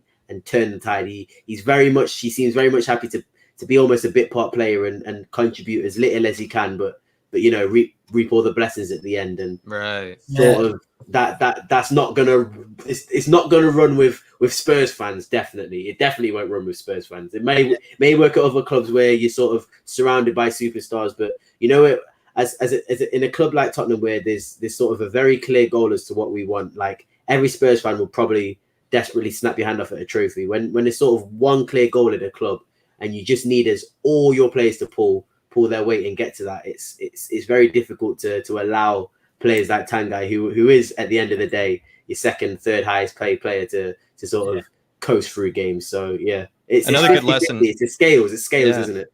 No, it does scale. Well said, actually, at the end there. It does scale. And also, I would say to Dusty Tones, I was at the Kentucky Derby this year, for the first time, probably the last time. I mean, it's honestly a huge privileged position to be a race like that. But at the Kentucky Derby, I would say I put big money on the Essential Quality, the one that was supposed to win it by a long shot, the beautiful Arabian horse. And he absolutely failed Essential Quality. And to a degree, you might relate that to Tanguy, just because everybody was saying, look, it's an instant win. Everybody was saying, that's the instant win. Pick your horses after that. That's exactly what I did. And I completely had egg on my face for it. I mean, I think Essential Quality finished 4th or 5th or something after it. It was really just quite embarrassing. And it actually shows to what you're saying. It felt like Essential Quality was just handed the trophy before even, running the race. It's like he was waiting for the trophy at the time he got into his blocks. So I think that's a bit similar to Tanguy, Dusty Tones. But let me know what you think if that reference makes sense. Yeah, I just want to say, look, if only I had the smarts of Dusty Tones here, Jack, I would have not had to waffle for 15, 20 minutes, and I could have had my statement over within. It was a mic drop. Yeah, exactly. Drop. So I'm not very good at quotes like that either, mate, honestly. Just before we take another super chat, I just want to get to this. David, let me get to it. David, let me get to it. I just want to get to Tony here, actually. I just want to take this one. I said this in the watch line, David. They were down 2-1 for the majority of the match. And in fact, the majority of the match, I will say, it does seem a bit funny. I was calling this, Liverpool fans, I saw them crying in the sideline at Anfield, absolutely distraught. They practically were screaming, for Jurgen Klopp, to put back on the glasses, to bring back the old Jurgen. And then they finally were able to get, I would say, I think they, to a degree, maybe deserved at least a tie. But Mike Maignan, I will say, actually gave them, maybe the equalizer there. I thought his goalkeeping towards the end of the game was a bit questionable, Mike Maignan. So I will say, but I did call it, Dave. The Liverpool fans, they were probably in tears. And then the moment they go up, they're already, again, just yanking themselves, pulling themselves, just getting all over themselves, practically smelling their sweat, and inhaling it. It's honestly, David, I called it from the beginning in the watch along. No, look, he's probably just jealous because, them tight Scousers got some free balls in the stands tonight, But look, what I will say, son, is look, Daddy will be home shortly. I know you act up when Daddy's out working, but look, Daddy will be home shortly. And so look, until I get home, you should be doing your homework. So I'll just text Mommy now and tell her to turn off the internet for you. But Tony, go and do your homework, you bold boy. Big yourself up, Tony, but big yourself up. Thanks for joining us. Thanks for joining us, Tony. Thanks for joining us. Paranormal Yido with a great name as well, Paranormal, saying Dombele is starting his 3rd season with us. F him in this year, and F him in the year. 5 Premier League goals in 2 seasons. I don't know what to say to that, David. 5 Premier League goals in 2 seasons from the man. I mean, it is a bit shocking. I would say, though, you probably could then say the same to Stevie B. Paranormal Yido, you could then say the same to a few others as well. They come Geo, you could say the same to them. That they're all kind of, to a degree, practically have the replica stats that Tanguy does. So you do have to take that into consideration, I will say. But Paranormal Yido, it's hard to argue with that. As much as we do rate the talent, as much as we do rate the ability, the end product is often never there. And that's the case with a lot of the players. But David, any thoughts on Yido's comment here? Yeah, look, it's just much what we're complaining about all the time about the guy, and this. But it's not just him, I think, is my point, David. I mean, we would say the same thing about Gio. We've said the same thing about Stevie B. We've said the same thing about a lot of these players. I mean, like, look at last season with Stevie B. We were saying that, like, this is even this season, we're saying Stevie B, this is the season to step up. This is the season to step up. I mean, he's still lucky to have an assist. So far this season, like that assist was Sonny's goal against Man City. The fact that was given as an assist, is, I would say, quite lucky. So it just shows it's like that Vertonghen's assist for Sonny's individual goal against Burnley, isn't it? Yeah, like it just doesn't. Vertonghen really gets that assist, but it's a real stat pad. It's a real stat pad for sure. Do you know what it is? Look, it just frustrates me seeing that because, you know, some of the goals he has scored from us have been very, very good. And, you know, look, it's something we want to see more of. But look, at the end of the day, like Dusty Tone says, you can lead a horse to water. You can't make him drink it. You know what I mean? And at the end of the day, it's look, when I look at that, it's not 60 million pounds worth. But look, it's the same throughout a lot of our players. You know, some of them, Lo Celso, poor stats. Lucas Moore, not great stats. Bergwijn, poor stats. You know what I mean? So, look, again, it just comes down to doing the homework on the players you're signing. It's all well and good taking a punt on some of these guys, you know, and stuff like that. And, you know, trying to beat City to a signature. But you also have to take stock of your squad. You know what I mean? We should have known we can't afford a luxury player like Ndombele to come into the team when we had other issues that needed to be solved first. So, again, it just comes down to doing your homework, and it's not good enough. And the thing is, you know what's sad? It could be about 25 Premier League goals, if not more. You know what I mean? With the talent he has. And that's what makes it even sad. And look, he has had a new kid. Hopefully that could give him a bit of, you know, self-pride and, you know, maybe wanting to leave a legacy for his son, you know, maybe, or whether it's a son or daughter he had or whatever. You know what I mean? And hopefully maybe it can switch something in his head. But I doubt it, to be honest with you. I doubt it.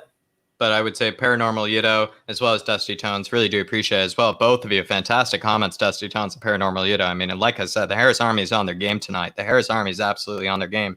And I will say, thank God we have Darius with us tonight, because I will say, you know, the panel members, if there was another one, I know they would be under the cosh, David. I know they'd be under the cosh, because the Harris Army has absolutely stepped up to the plate tonight. They honestly, some of the challenges, they're countering us. You know, they're giving us counter examples. You know, saying, oh, if you ever thought about it this way. I mean, it really is unbelievable. They're all opening my mind, including Darius and David, as always. But the Harris Army is really opening my mind tonight, feeling very, very enlightened by them.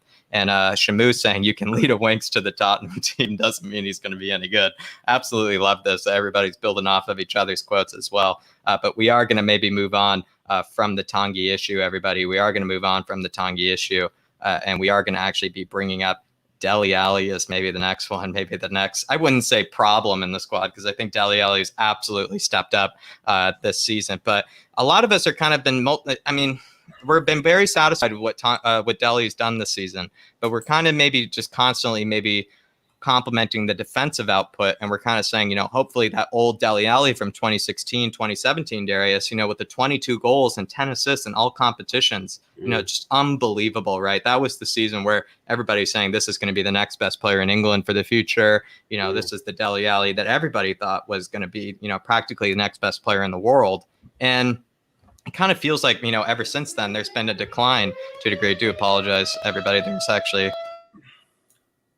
There is a Jewish holiday happening, so I do have the alarms going, everybody. So I will just quickly say, Darius, do you think that the Dele Alli is going to be evolving, or are we going to get a different type of one? Yeah, I thought Jack was about to start evacuating, start packing his bags, start, you know, leaving the city. Thought the purge was about to happen, but I'll keep this one really short, because honestly, I've had this conversation with a lot of people, and I think I don't really see eye to eye with people on this one. Personally, I think it's done. I don't think you're not.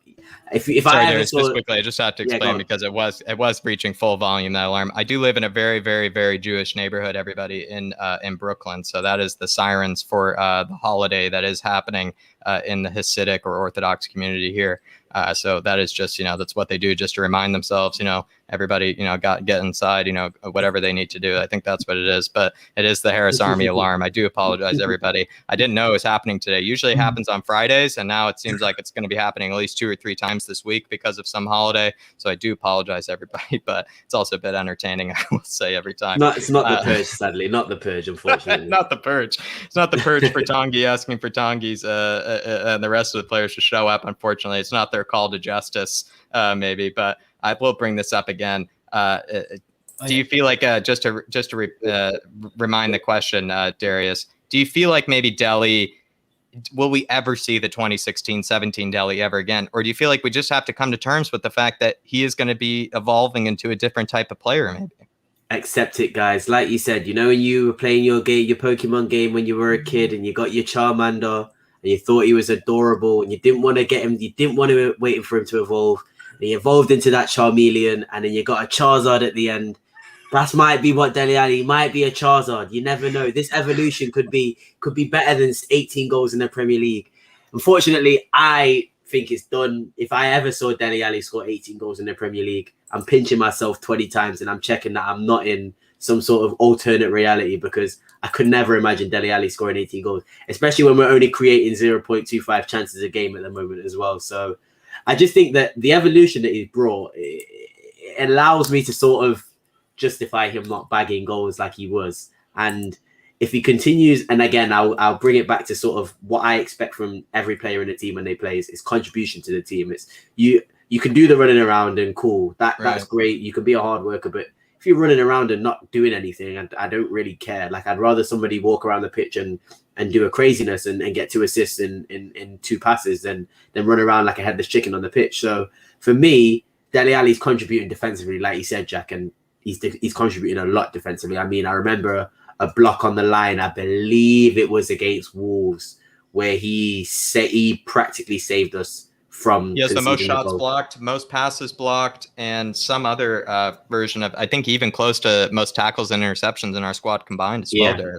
He's fantastic in other ways now, and I was one of the main people who was calling for Dele to go, because I was saying, if you look at value of play, possible. No, I said this wasn't possible. I said he wasn't going to evolve his game, and he's not going to score 18 goals again. So, and he's one of the only players who I can actually see with a bit of value on their name in the squad. And when you need to rebuild, you do have to make sacrifices, in my opinion. I think at least one of your maybe main or starting 11 does have to go to sort of fund this rebuild. So I thought Dele Alli would be the one to go, but he's turned himself around. Him and Bergwijn again. Bergwijn still needs to score to sort of prove that turnaround is complete. But Dele Alli, because he's evolved and changed his role, he for me, he doesn't have to score the goals now, because he is a central midfielder, a box to box centre midfielder, almost like back to how he was at MK Dons. So yeah, no, for me, I don't think you're ever, and I think the Harris Army agree with me, I don't think you're ever going to see Dele Alli bag almost 20 goals a season. That, when I say that now, it sounds absolutely crazy. I know he took penalties and stuff, but I know he took the penalty when Kane wasn't on the pitch for his goal this season. But yeah, 20 goals a season, Dele Alli, to me, that sounds crazy. And I don't know if that's bad or good, but 20 goals a season sounds crazy for me for Dele Alli. But long may his performances continue. Again, I'm never one to say like, even if Winks was to improve his performances and sort of contribute, I'd be happy that. Do you know what I mean? Like, I just want every single player to have a role in the team and contribute significantly to the team. And if he's doing that, then yeah, I'm fine with him not scoring. But yeah, I hope people aren't really expecting him to start scoring that many goals again, because you're going to be waiting a very, very long time, shall I say. Yeah, and Dan N, it is the Jewish New Year, and I'm actually quite surprised you didn't know. Yeah, well, good trivia there. It is Yom Kippur, especially in my neighborhood, Dan N. Believe me, how many times I just sometimes have to look up on my phone. I even have the website saved. What Jewish holiday is it today? So we'll say, Dan N, absolutely do appreciate, your knowledge as well. But David, same question to you. Will we get the 2016-17 Dele? That 2016-17 Dele, David, let us remind you, scored 22 goals and 10 assists in all competitions, right? That was just after his season of kind of coming into things. He got that new contract, after the MK Dons loan. And then he just, blossomed even more, just became practically one of the best players in the Premier League, obviously for England as well. Do you feel like, though, that Ellie has practically evolved? Obviously, we've seen him, improve his fitness, his physique has changed, his attitude, his mentality seems to have changed. Are we just going to have to accept that we're just going to have to wait for maybe a new Dele to evolve? No, I've a lot on this. But first of all, guys, make sure you are smashing that like button. Make sure you are subscribing. I see a few new faces. Make sure you are subscribing to the channel, guys. Make sure you also get over and check out Pax and Roll, where Darius is from, and flatcapeurotalk, the second channel here. That you'd almost say the sister or the brother channel of the Irish Hotspur. And as well, look, guys, keep getting the super chats in. It is a great way to keep helping support me and Jack. If you are enjoying this debate, what other channel do you get these sort of questions in this debate on? Honestly, it's well worth it, guys. But look, with Dele Alli, Jack, for me, right, with the guy, right, so he had an incredible rise, right? Now, I'll start with the rise and the fall. So he's had an incredible rise, this guy, right? He rose through the ranks quickly. He gone from MK Dons into Tottenham, was taking the piss out of players in training, got into the first team. But Pochettino played him in a unique way. and he got a young, hungry Dele Alli who wanted to stamp his name on the game. Okay, so when it comes to that, right? He got a young, hungry Dele Alli, and he played him in a unique position. He played him in sort of a cam role, and more of a second striker role, where Dele Alli was allowed to get into the box, allowed to run in beyond Kane and make them runs, right? Now, and he carried that on for quite a while, and he had a meteoric rise. But unfortunately, the fame of the Premier League, the fame of playing for England at Euros and a World Cup and whatever else, is gone to his head, right? And he lost his way. Now, he has realised that, finally he's realised, and it's something I've been telling people for I don't know how long, that he's not always going to be given that special role that Pochettino gave him. When we have managers come in at this club, it's not up to us just to fit Dele Alli in, especially since he was poor for 2.5 years. It's up to him to fit into a manager's plans. And the thing is with Dele Alli, right? I'm delighted he's gone off during the summer. He's worked hard and everything else. I'm absolutely delighted with that, right? He's improving defensively and he's become a box-to-box midfielder. Do I ever think we'll see the Dele Alli that got them goals? No, I don't. I think that Dele Alli is long gone, and I think he's a shadow of himself. Whatever went on in his personal life, or whether he's lost that hunger and that desire. He's already been all over Sky Sports, all over the media, got the England caps and whatever else. He's hit the heights you can get so young. So for me, look, I do think he's lost that hunger and desire, and I just don't think he's the sort of player that will ever get that drive back to get back to the standard he set. Plus, being out for more or less missing MIA for 2 years, it does take its toll. It takes its toll. You know what I mean? And, and this is where, he's a bit different to Tanguy, because Tanguy can manipulate a ball. Dele Alli, he's more about the flicks and the tricks and stuff like that. So for me, it's going to take Dele Alli a lot longer to get back to his attacking, to get back to any sort of attacking form, any sort of goal scoring form. And for me, I think he's a player that needs a consistent run of games to be able to feel the rhythm and everything else to maybe get the best out of him. But we're never going to give him that license again to be able to flourish in the way he did when he got the 19-20 goals that season. He's never ever going to get a role at Tottenham like that again, and purely because he doesn't deserve it. And he hasn't shown since that season or for the last 2 years that he can be that player again. Yeah. So for me, I don't think you will ever see the same Dele Alli again. I'll be honest with you. Then just to say then, David, just to push your answer maybe a bit harder here, I would say if then we're not going to get that same Dele, because of course it's almost asking a lot, right? It is asking a lot to ask for the 2016-17 Dele again, because that 2016-17 Dele pushed numbers that, no one can produce, it's almost irrefutable, you might say, those numbers. But we have made those questions, and Darius brought this up before, where he said, listen, we all wrote him off. We didn't think that if he needed to get back into the squad, this is what we said. He needed to push his attitude. He needed to improve his fitness, improve his physique even. He needed to also maybe even improve his attitude for box-to-box nature, like Nuno is saying, working hard for the team and whatnot. Even bringing the nasty Dele back is what we also wanted as well. So do you feel like maybe the point is that there really needs to be, how do you say this? There really needs to be an understanding that maybe Dele really is just himself, David, pushing for maybe a new role or a new style for his own ability. And then if he becomes a box-to-box kind of midfielder, David, what do you expect from him? What does he need to improve on if he kind of moves into this box-to-box kind of destroyer midfielder role? What would you say Dele needs to still improve on if he's going to take on that role? It's simply being on the ball, Jack. It's exactly what Jose Mourinho wanted to do, which he wouldn't do, which was trap the ball and make sure of your pass. That's all. That's all you want to see from him. At times he gets, and we've all seen it this season.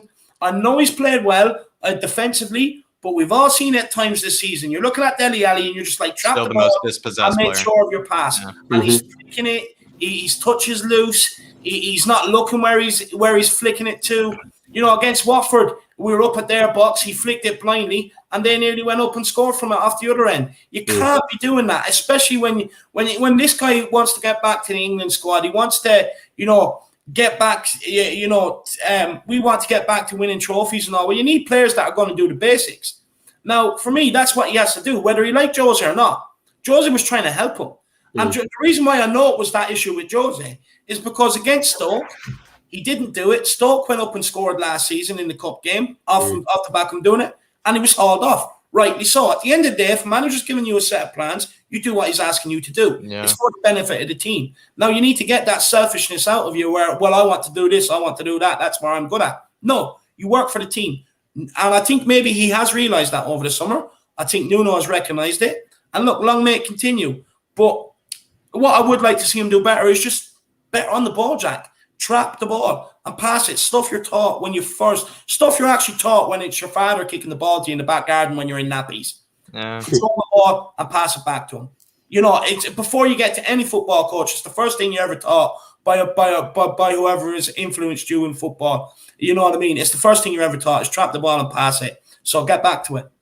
No, get back to it. I would agree. And I would say to everyone, my answer towards this question would be actually, I think we're just going to have to be ready for maybe a new Dele to blossom, just a new sort of style of Dele Alli. We're just going to have to realize like the numbers that he produced, the type of person that he was before. Sure, like he could technically, repeat that, but a lot of it has gone, maybe the injuries that he's had in the past, maybe even that mentality, all the clubbing, and people have said maybe the fortnight as well, probably took away maybe that pace, took away maybe even that desire to be that goal scoring man, that person that people could rely on. And he's probably now thinking to himself, how do I just get into the 11? And maybe getting into the 11 just means he can become that destroying box to box midfielder. And I would say if he were to become that new sort of midfielder for us, he's doing a great job at it. I actually would say he's doing a great job at it. But the one thing I say he still needs to improve, and David touched on this, was last season, despite how little he played, he was still the most dispossessed player on our team.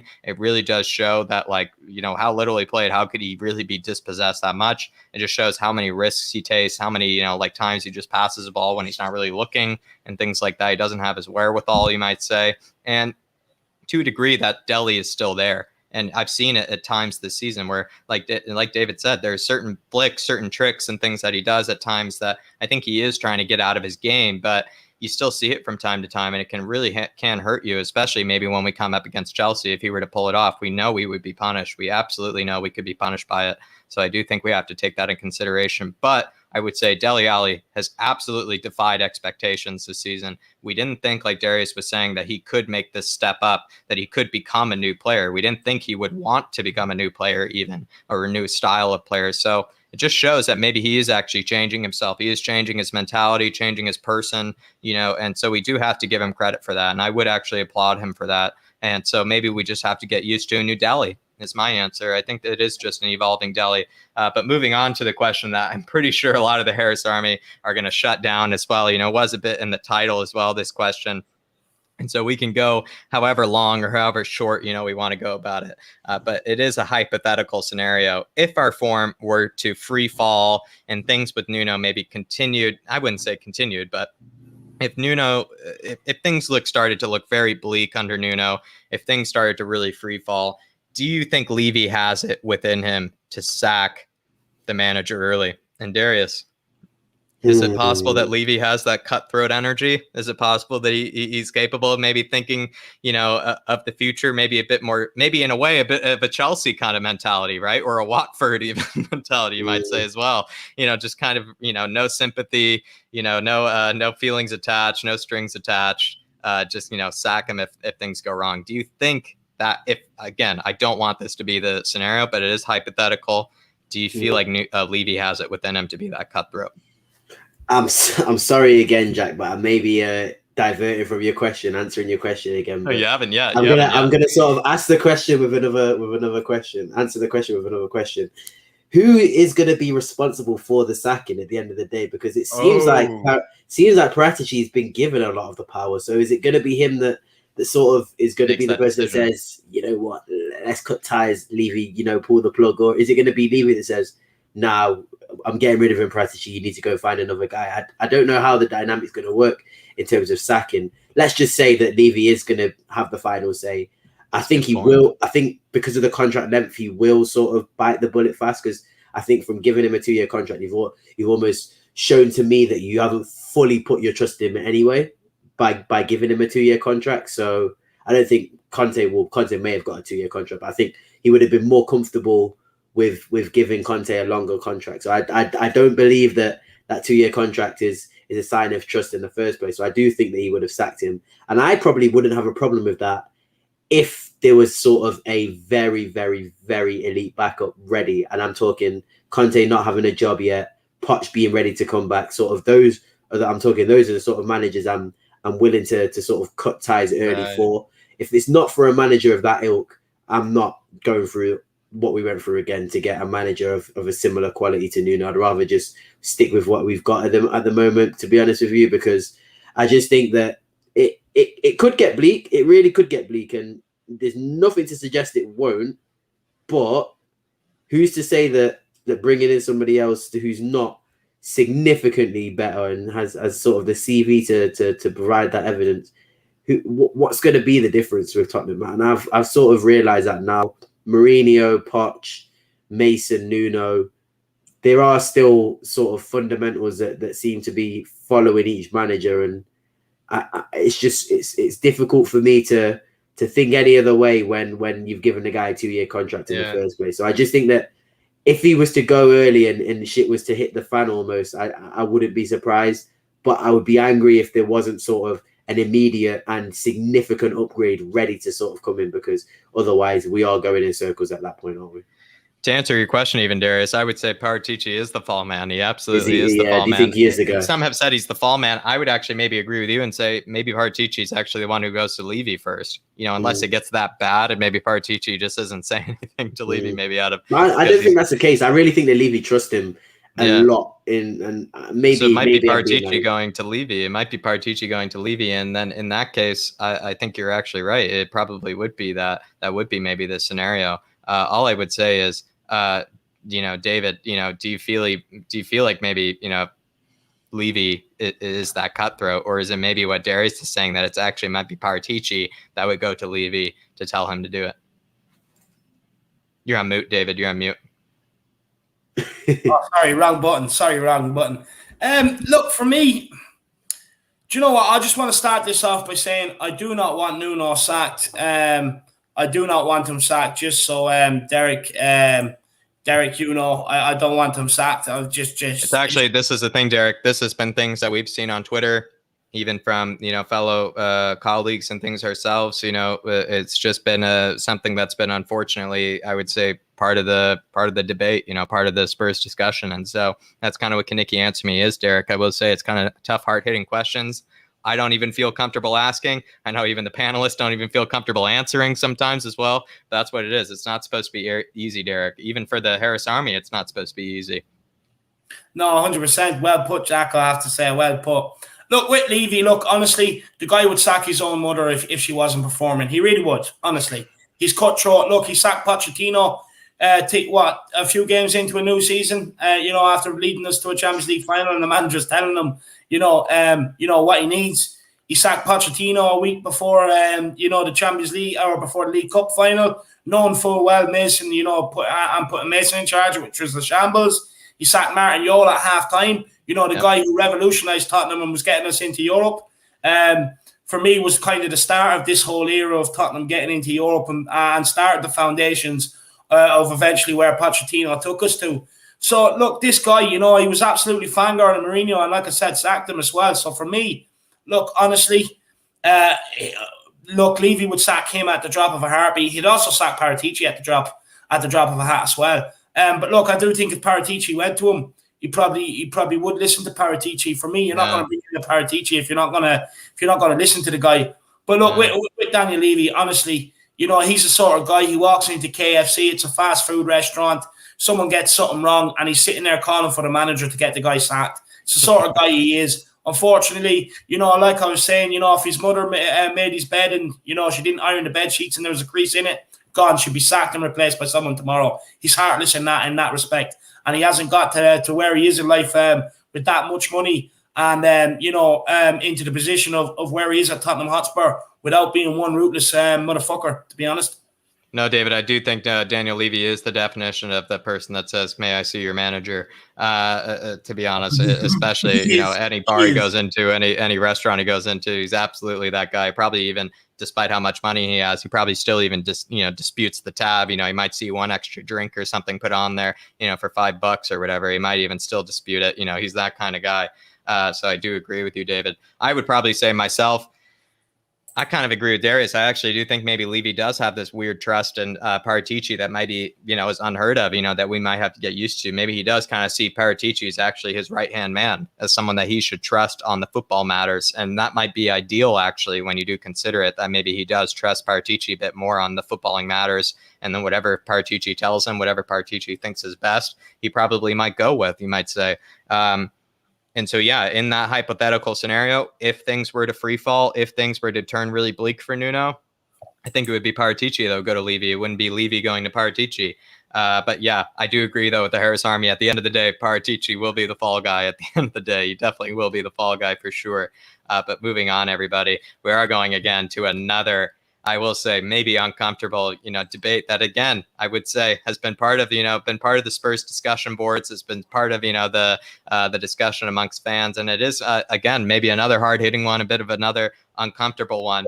And it is maybe something that has come up after the last game. Do we rely on Sonny or Kane more? It is kind of this thing that has come up after the Crystal Palace match, even especially with the way that Sonny has absolutely started off kick firing, has been absolutely brilliant. Do we feel like maybe there is this sense that we do rely on maybe one player more than the other? And there also is the answer of, does it even matter? But you could also maybe take a side and maybe even satisfy a lot of the Harris Army as well. Whatever you want to go about it. David, I've gone to Darius a lot first, so maybe if it's all right with you, David, I'm going to go to you first on this. Go to me. If you go to me. No, he goes. He wants it. He wants it. He still wants it. I love you, Darius. I love you. Look, I'll be honest with you. I've tried to avoid this discussion at all costs. For me, I just enjoy watching both of them. Jack has somehow suckered me into it. But I do want Darius to go first on this one, so I can just have that little bit longer of not having to get into this debate. Oh, mate, I'll go head dive in like that, mate. Head dive in, I'm telling you. This debate, I've had this debate so many times, and I'm confident enough now to say this. Again, Harris Army helped me because I'm not 100% sure on what season it was, but I think it was the exact same season that we got to the Champions League final, and Son went a period of that season on his own when Kane got injured and carried the team, and we looked better. And it was from that moment, I think it was 2019 or 2018, from that moment, and again, people can call me a liar, people could say whatever they want. Harris Army, I don't care. I honestly said that Son was my personal favorite and the more important player for us ever since that moment. And I think it's evidence now even more. Again, Kane gets goals, and goals are the most important things in football, but it's not just the goals that Sonny brings. Sonny brings absolutely everything to the club. The vibe, the energy, the positivity, the commitment, the being a role model for other players. Everybody says that Kane leads by example. I think Son leads even more by example. I just think that I personally think he's a better footballer than Kane. I think the way he can use both his feet, I think his finishing is just on par with Kane. There's many things that I can argue that makes me think that Sonny, or that makes me know in my head that Sonny is 100% the better player. Bigger games, again, Gary makes a great point. Man City, Sonny won us that quarter final against Man City in both legs. So there's so many things I can carry on, and I know that some people love Harry Kane, and I absolutely love Harry Kane as well, and I think he's probably going to be our greatest striker of all time, if not already. Maybe even beats that Jimmy Cruz record if he stays. But it's just one of those things where it was very obvious to me from that season onwards, where he carried us on our back, that Son for me is the main guy, and Harry Kane will always be a legend, an absolute legend. He came from the academy. There's something to that, but for me personally, it's Sonny for me. It really is Sonny for me, and I don't know what might change that. I don't know if it'll be like a winning goal to win a trophy or something like that, or Kane breaking a very, very significant record that might sway me. But in terms of just everything, in terms of enjoying watching the actual player play and how he presses, and again, that's a great example somebody made. I believe it was in the comments earlier on about sort of us looking. It might have been in a group chat. So us looking better in the press with Son up front, just because of his dynamism and athleticism. So there's a lot of things. And don't get me wrong, I'm pretty sure Harry Kane's #1 fan in the top right to me, should I go like that there, will be able to hit me with about 20 facts as to why Harry Kane is the more important player. But I deep down in my heart, I do believe that Son is the main guy, and he always has been since about 2018 for me. So yeah, I don't know, David, if you're gonna like that sort of. No, you know what it is? No, that is genuine, I believe. Darius, again, you've been absolutely killing it. He's taken sides. You know, even when he explains all sides, he still takes a side. It's just brilliant. It is just brilliant. So David might have to step up a bit here. No, look. No, Mr. Switzerland. No, Mr. Switzerland, David. No, Mr. Switzerland. Right. Fair enough. Right. First of all, let me make this clear, okay? Son is a world-class player. Son is absolutely brilliant. I think he's more naturally gifted than Harry Kane. I think Harry Kane has had to work harder to get to the top, whereas Son has had that natural ability. It's like a Ronaldo Messi thing, isn't it, almost? Yeah.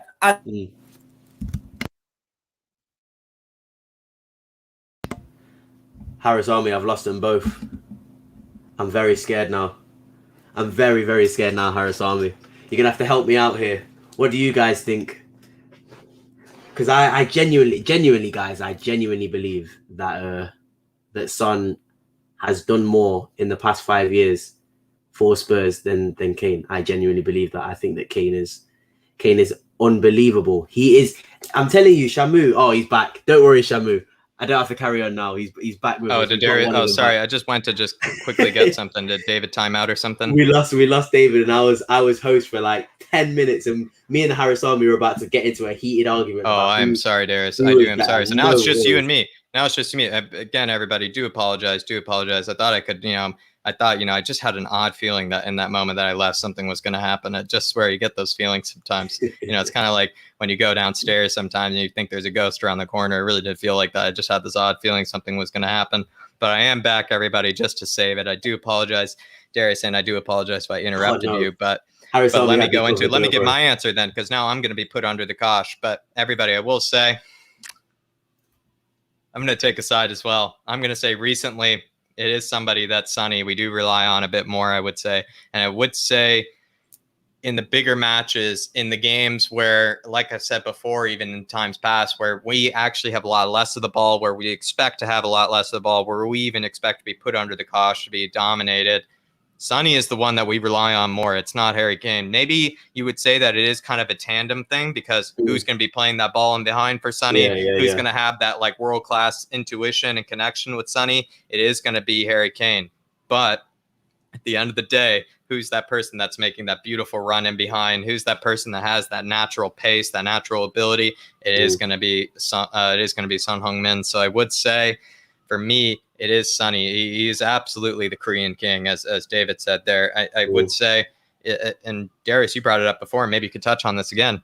Maybe in certain games where the Spurs have had maybe their biggest nights, their biggest moments of history, Sonny has absolutely been the one that has stepped up during those ones. Champions League nights, cup matches, whatever it has been. It is sometimes the case that Heung-min Son is actually the one that is the man that we do rely on a bit more than Harry Kane. And Harry Kane, no matter how goals and assists he can get, maybe it's I wouldn't say, this is really harsh, I wouldn't say he's a bully or anything to certain maybe lower oppositions, but you might actually make the argument or make the case that maybe Son has had more clutch moments in his first career than actually Harry Kane has had. I mean, Son single-handedly has made us Man City's bogey team, you can almost call it, because every time he plays him, he gives them a terrible time. Again, it can be down to preference of player. Like, I really think that how you perceive sort of football in general will sort of determine how you perceive. So I said to David when you went, it's almost like the Ronaldo and Messi talk. And David said, Son is naturally more gifted. Kane had to work a lot more harder, but Son had to work just as hard. I mean, his dad put him through almost a football boot camp when he was younger. But yeah, I mean, something that might even be a bit questionable nowadays in terms of definitely.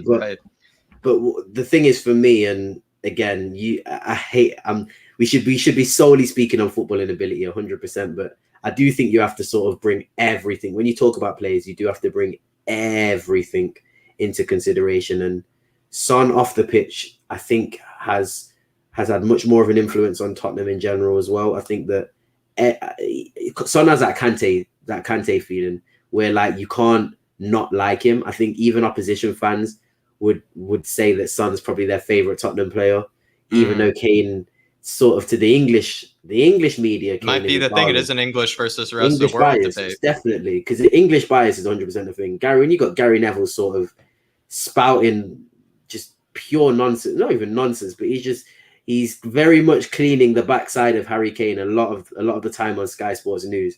It gets boring after a while. Even I get bored of sort of seeing Harry Kane put in this lie. Even when he was missing training sessions earlier this window, they were almost making excuses for him. So, and somebody made a point about Pogba doing the same thing and it not working out. So I just think that Sonny overall, in terms of every big club and every big fan around the world supporting big teams, would love Sonny and want Sonny. I think that all does contribute to sort of a player's liking. And I think if Kane was to leave and we were to bring in an adequate, or I would say good to elite striker, somebody on the level of a Vlahovic or Martinez, so you wouldn't maybe call world class, but on that ring below, if you still have Sonny in the team, I think he'll probably create a great partnership with most players. Whereas Kane, might not be able to see Kane create a great partnership with most players, if that makes sense. I think Sonny's a lot more.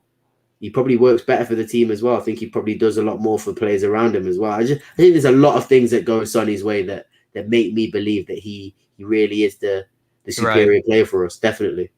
Yeah, I mean, Darius, what I might say again, is just it is a bit of maybe sometimes, the English bias is unfortunately maybe a real thing. And that often maybe makes sometimes, you might say, the playing field a bit uneven. You might say where Sonny has had to prove maybe a bit more than Harry Kane has, even to prove loyalty to the club. He's had to do it a bit more. I might even argue that, if Sonny were to have pulled maybe what Harry Kane has been pulling this summer in terms of, the fiasco and his desire to leave, would people have been as kind to Harry Kane as people were to Sonny? I'd probably would say different. I think people would have absolutely outed Sonny, would have probably forgotten everything that he had done for the club. Of course, plenty of the international fans probably wouldn't have, but definitely the English fans, you might say, probably it'd be easier to throw him under the bus than they would Harry Kane. And let's not forget also, for the past probably 2 or 3 years, he's swept up Player of the Year awards for Tottenham for the last 2 years now. I mean, there was 1 year where he won every single award that there was to win, and that does, for me, that does show a lot, because when you win sort of the player's player and the fans player award, that's a general consensus that shows that even if you've got the main guy Kane scoring 20 odd goals a season, even all the fans and all the players around can acknowledge and sort of accept the fact that this guy contributes so much to the team, and it doesn't go unheard of. And I really hope that he I definitely believe that Son knows that we all appreciate what he's done for our club so much, and it's more winning a trophy for him, and he will never admit that. Son, he will never ever say that. I think Kane will come out and happily say he wants to win a trophy for himself, but I think that Son, to win a trophy for Son, for sort of the players around him to sort of give him that extra 10% to win a trophy for Son, I think he deserves a trophy more than anybody else in that club, because he's never, like I said, he's never stopped contributing wherever he's played, whatever he's done. He's never stopped contributing. So I 100% have to say Sonny is the main guy. He is my main guy for Tottenham. I'd be more sad if he left than Kane did, honestly. I would be more sad, actually, considering that, again, I'm kind of, I come from maybe a bit of that international perspective as well, where, a bit of the outsider, I might say. So a lot of us, especially I would say the Korean fans, of course, but a lot of us maybe from the outside, do kind of have a bit more, I wouldn't say allegiance towards Sonny, but we kind of maybe see ourselves in his shoes maybe a bit more than maybe Harry Kane. So that is probably why even our loyalty as international fans is maybe a bit more on Sonny's side, you might argue. But really fantastic debate from everybody. It's absolutely blowing up. And I do apologize, David, especially, this David especially would say it is absolutely dropping a bomb kind of question. And again, it's not really one that I normally like to do, but it is part of the show. It is all part of it. It's just something we have to do. It's just what makes it interesting, what makes it hard. We don't want it to be easy. But Tottenham Tantrum here saying, It shows on Saturday we really rely more on Son than Kane. Son brings in pace. He loves the club, only wants the best for Spurs. Big up all of you. Great show as always. Come on, you Spurs. Really do appreciate you, Dermot. And as well, I'll say it again, please, please, please check out Dermot. He's an absolute brother and an absolute friend and legend to this show and to the Harris Army, and as well to David and I. We really do appreciate and love Dermot. So we would love that you show him the same support. Head on over to Tottenham Tantrum on Twitter. It's your filtered news source as well. And Dermot really does show a lot of people support. He really does know how to stay in tune with the Spurs family. So I think you definitely should show him the same sort of love and appreciation. So, but really, Dermot, there it is. He's saying, Sonny is the one that actually we rely on a bit more, which I'm actually quite surprised, that Dermot had said that. I actually weirdly might have thought that Dermot might have been more of a Kane fan, but apparently he is actually more of a Sonny man, which is actually quite interesting to say. Dermot, in my response, I would say I'm kind of on the same page as you, really. I mean, what do you feel like, Darius? I know you've already explained that maybe Sonny is your man. Is there anything else you'd like to say to Dermot in that regard? Is it maybe confirmed for you? Do we just rely on Sonny more? Again, I'll keep prefacing. Goals is obviously the most important thing, and Kane guarantees you goals, and there's not really much more you can ask for a player and a striker than goals a game. And now he's added the assist as well. That's also a contribution. But I think, again, if we're talking about the current manager and the current situation that we've got now, Sonny's more important for the system. I mean, in terms of transitioning and pressing, either Kane doesn't want to press, Kane can't press, or Kane's his head somewhere else, because the lack of pressing and sort of the lack of speed that Kane was providing to that front team or the front three was painful almost. I mean, right. It really changed how we had to play the game, and I preferred seeing Lucas, Sonny, and Bergwijn interchanging, and all of the three of them with a lot of pace and a lot of dynamism, sort of going at attackers when we were transitioning. So right. it almost does change the way we have to play. And maybe looking back at it and thinking the way that we played in the first 3 games and in pre-season without Harry Kane, maybe that was better. And maybe the reason that we sort of haven't played as well and haven't been as clinical and haven't been as effective and creative is because Kane's heart isn't in it as much, and he doesn't really want to do what he did last season. I don't want a half-assed Kane dropping off into the 10 position. Do you know what I mean? If Kane's going to do that sort of playing the half 9, half 10 role, then he's got to put in 100% effort. He's got to be up and down. It's got to be perfect. Getting in the basically, he's got to be perfect like he was last season. So, yeah, I mean, yeah, just to add on to what Dermot Tottenham Tantrum said, yeah, I think even in terms of the season, I think Son's pace and dynamism and pressing ability is more important for Nuno as well. And I think Nuno probably had a bit of a surprise in the past couple of games after he, like I said, it always seems like Kane's forced to start whenever he's available and fit. But maybe even Nuno was sort of surprised by sort of the difference in what the team was when Kane was up front. So that's probably why he went to 2 up front, maybe to help out with sort of the bodies around him. You never know. Like Kane he's the man, and I will never not say he's not the man. But again, Adam just made a comment. It is Tottenham Hotspur, not Harry Kane FC. You will be able to find goals some other way. You don't, and I kept on prefacing this when it looked like Kane was going to go. You don't have to replace Kane's output with one player. If you get 150 mil, right, 120 mil, 100 mil, you can still buy. There's nothing stopping you buying 2 players. There's nothing stopping you buying 3 players. You can still do that. So, yeah, it's not doom and gloom, but obviously we would all probably keep Harry Kane if we were given the option. So, yeah. At the end of the day, it's the most painful debate there is, because we are talking about 2 world-class debate. We are talking about 2 world-class players, and 2 world-class players combining together is much better than having one, world-class player alone. But I do think it's actually quite fascinating to see, most of the fan base maybe be a bit more on Sonny's side. Maybe that's considering the rumors, over the summer. Maybe that's just considering what Darius was just saying, that since maybe Harry Kane has come back into the squad, it actually hasn't been maybe the instant impact that maybe we would have liked as well. So it does just show practically we are a bit more reliant on Sonny, but let's maybe not jump to conclusions. But that does seem to be the narrative, and I don't think it's the wrong answer as well. I don't believe it's the wrong answer, but maybe Harry Kane will be able to prove us wrong, as he has multiple times in the past. But Faz Radfar saying, I'm late, everybody, but Rennes win is a priority now, not Chelsea yet. Yeah, absolutely, Faz. I would say Faz, someone even mentioned before that winning against Rennes would be actually that motivation that is absolutely crucial to the Chelsea match. If we don't win that match against Rennes, I think that that super chatter was saying that, I think it was AT, he was saying that, it's practically, not, we just won't be able to play against Chelsea if we were to drop points or, have it not a good game against Rennes. It's absolutely crucial that we have a good game against Rennes. But definitely, I would say Faz Radfard, definitely. And all I would say is it seems like David is having a bit of internet troubles today, everybody. I think it will be resolved by tomorrow. But Darius and I, we only have about one more question to go until extra time. So we are just going to go on to the next big debate question here. And it is going to be an interesting one. And I kind of wish David were here for this one. Because that's a hard one. This is way harder. I kind of wish David were here for this one. But maybe Darius might give a different answer than me.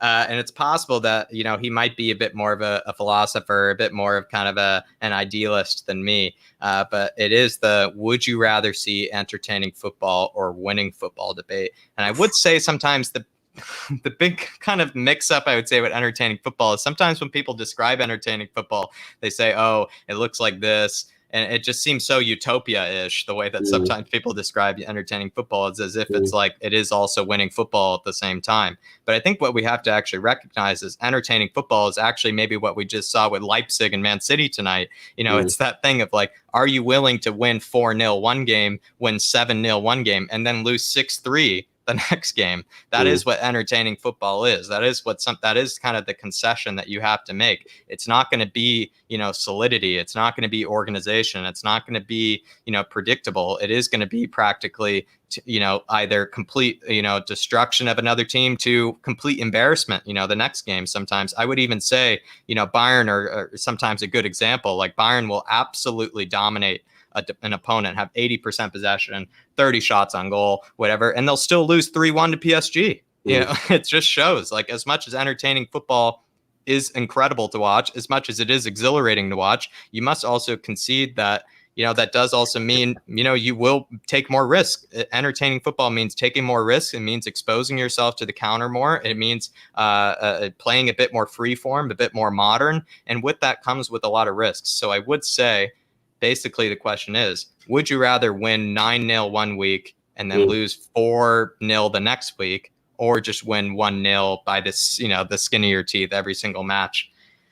For me, I know it's easier said than done, but I'm going to be the man that just goes for winning football no matter what. That's kind of why I watch other teams outside of Spurs, is to watch entertaining football, just to see how other teams play, maybe just for the entertainment factor. When it comes to my own team, when it comes to my own club, I just prefer winning. That's just me. I just like to, maybe, again, because I haven't experienced trophies or anything in that regard, I just would like to see trophies. I'd like to see a bit more of that kind of dogged, just win at all cost mentality. It's just something that maybe I'd rather see at our club. It's something that the culture I'd rather us adopt. But a lot of us have said, that's not really the Spurs' mentality. That's not really what Spurs were built off of. A lot of people have said Spurs have been built off beautiful football, attacking football, especially the Scottish and, years past absolutely built that for us, the attacking football, the beautiful football. So it kind of cuts a lot of ways. Maybe even the entertaining football is more Spurs than we think it is. Maybe it's more true to our roots. But for me personally, it is actually going to be the winning football for me. That is what I prefer. But Darius, how about you?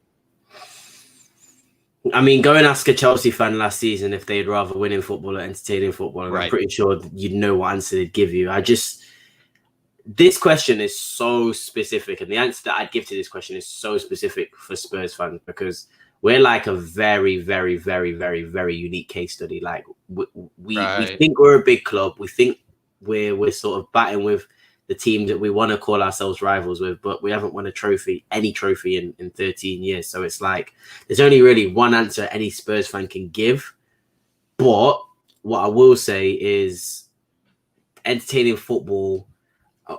What is winning football, first of all? How do you, what is winning football? What does it look like? What does it look like, and what do you want? Because at the end of the day, I think a lot of people, if they did really want winning football, wouldn't be as mad as they are at the sort of performance that Nuno put on, because there's that sort of like a freak accident that happens when you sort of play that sort of football. Because for me, it was going all right until that sort of the red card knee injury happened. So it's difficult to answer the question. Me personally, when Jose was in charge, I was just like, please give me any manager that's going to make me enjoy my team, because first and foremost, I want to enjoy watching my team play, and I've always said that. So if that's my philosophy, then I guess I'd have to answer saying entertaining football.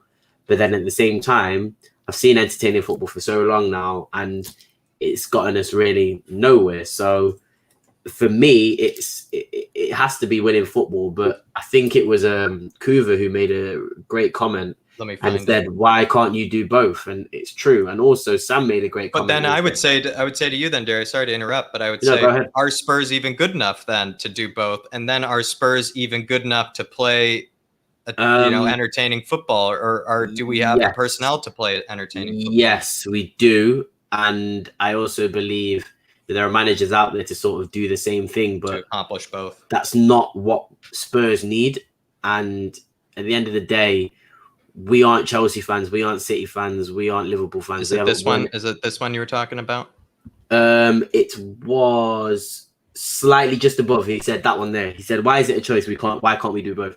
And he makes a point. And then Sam Smith also made a point saying that most winning football is entertaining. I'd probably say that Atletico might be your only sort of outlier in that one. But even then, they have played better football over the past year or two. So it is true. But for me as a Spurs fan, I can't lie to myself and say I want to watch entertaining football, because while I do, I actually don't care. When we were winning 1-0 3 games in a row, I would happily see us win 1-0 for the rest of the season if it meant we were going to win something, and it would guarantee us winning something as well. So yeah, I'm gonna have to be realistic, and I'm gonna have to sort of say, yeah, it has to be winning football. But I asked that question, what is winning football, and why can't both be done? I think if you find the right balance and you sort of find the right match to suit the club and suit what you want, you can do both. It's just there will be sacrifices having to be made. You can prioritize winning, and that will mean the entertainment will be less.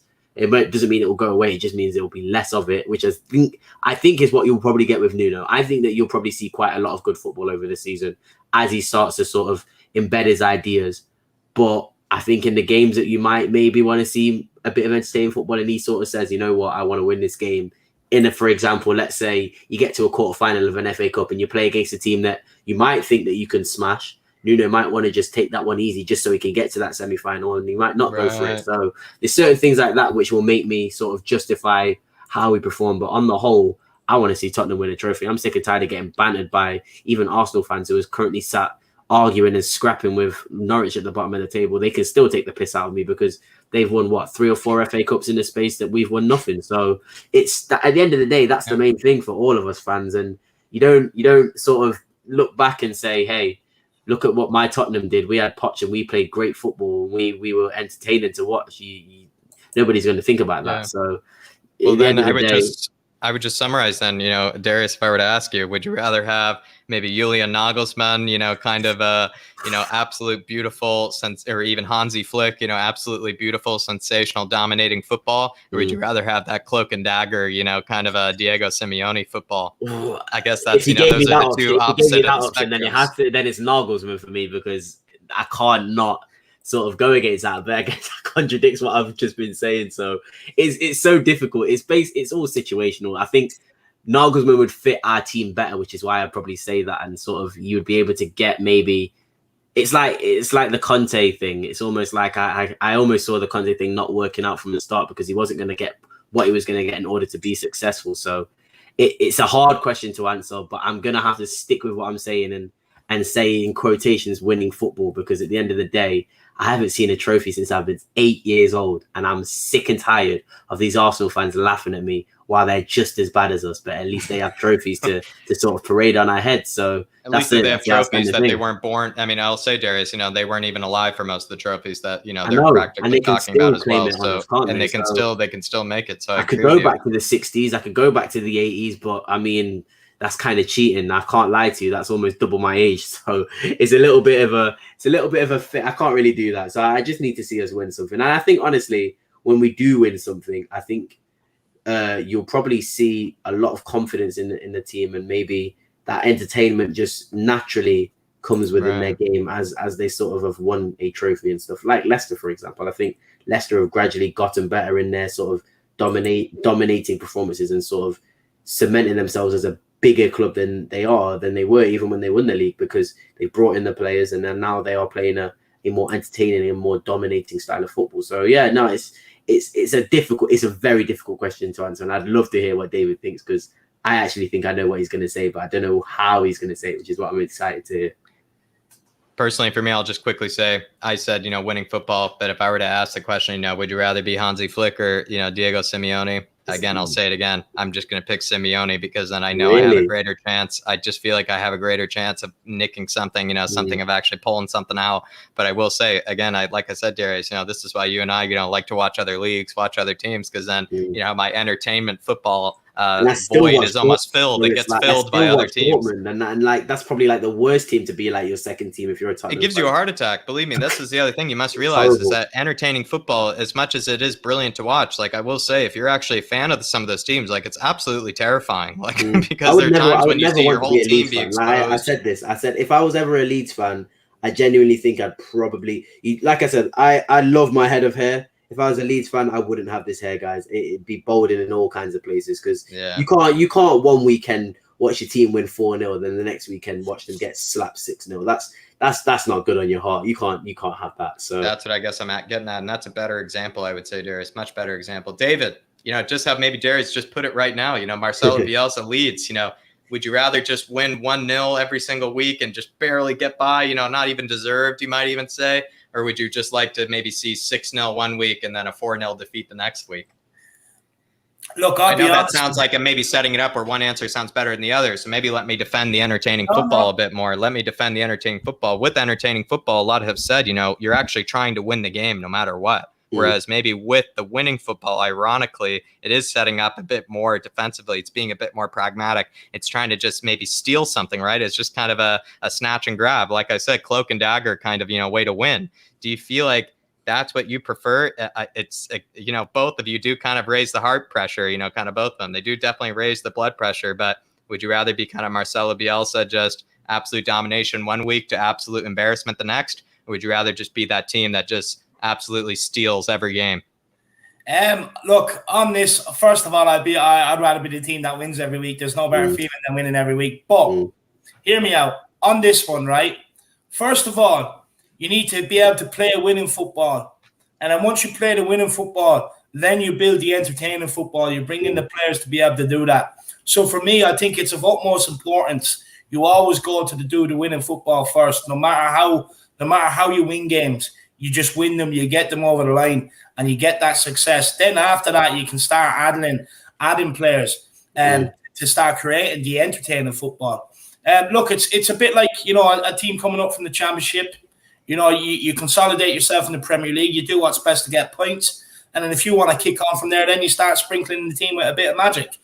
Start bringing in the flair players, which then creates entertaining football. So for me, I actually think you can do both. I really do. But you have to be able to do the winning football first to be able to play the entertaining football. Because for me, look, it's not good winning 6-0 one week and getting slapped 7-0 the next week. There's no fun in that. It's minus one goal difference, that, isn't it? Yeah, but we enjoyed a lot of that last season. I couldn't take it. A lot of Spurs fans couldn't take it.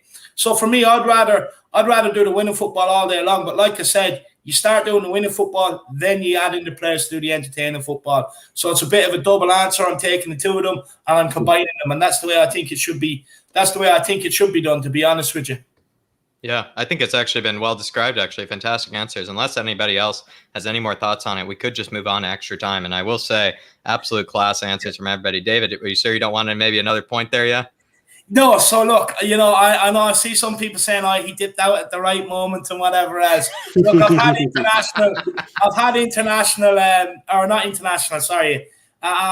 internet troubles. It's back working. I don't know how long for, but look, I will get into the Kane and Son thing. I probably shouldn't tempt fate.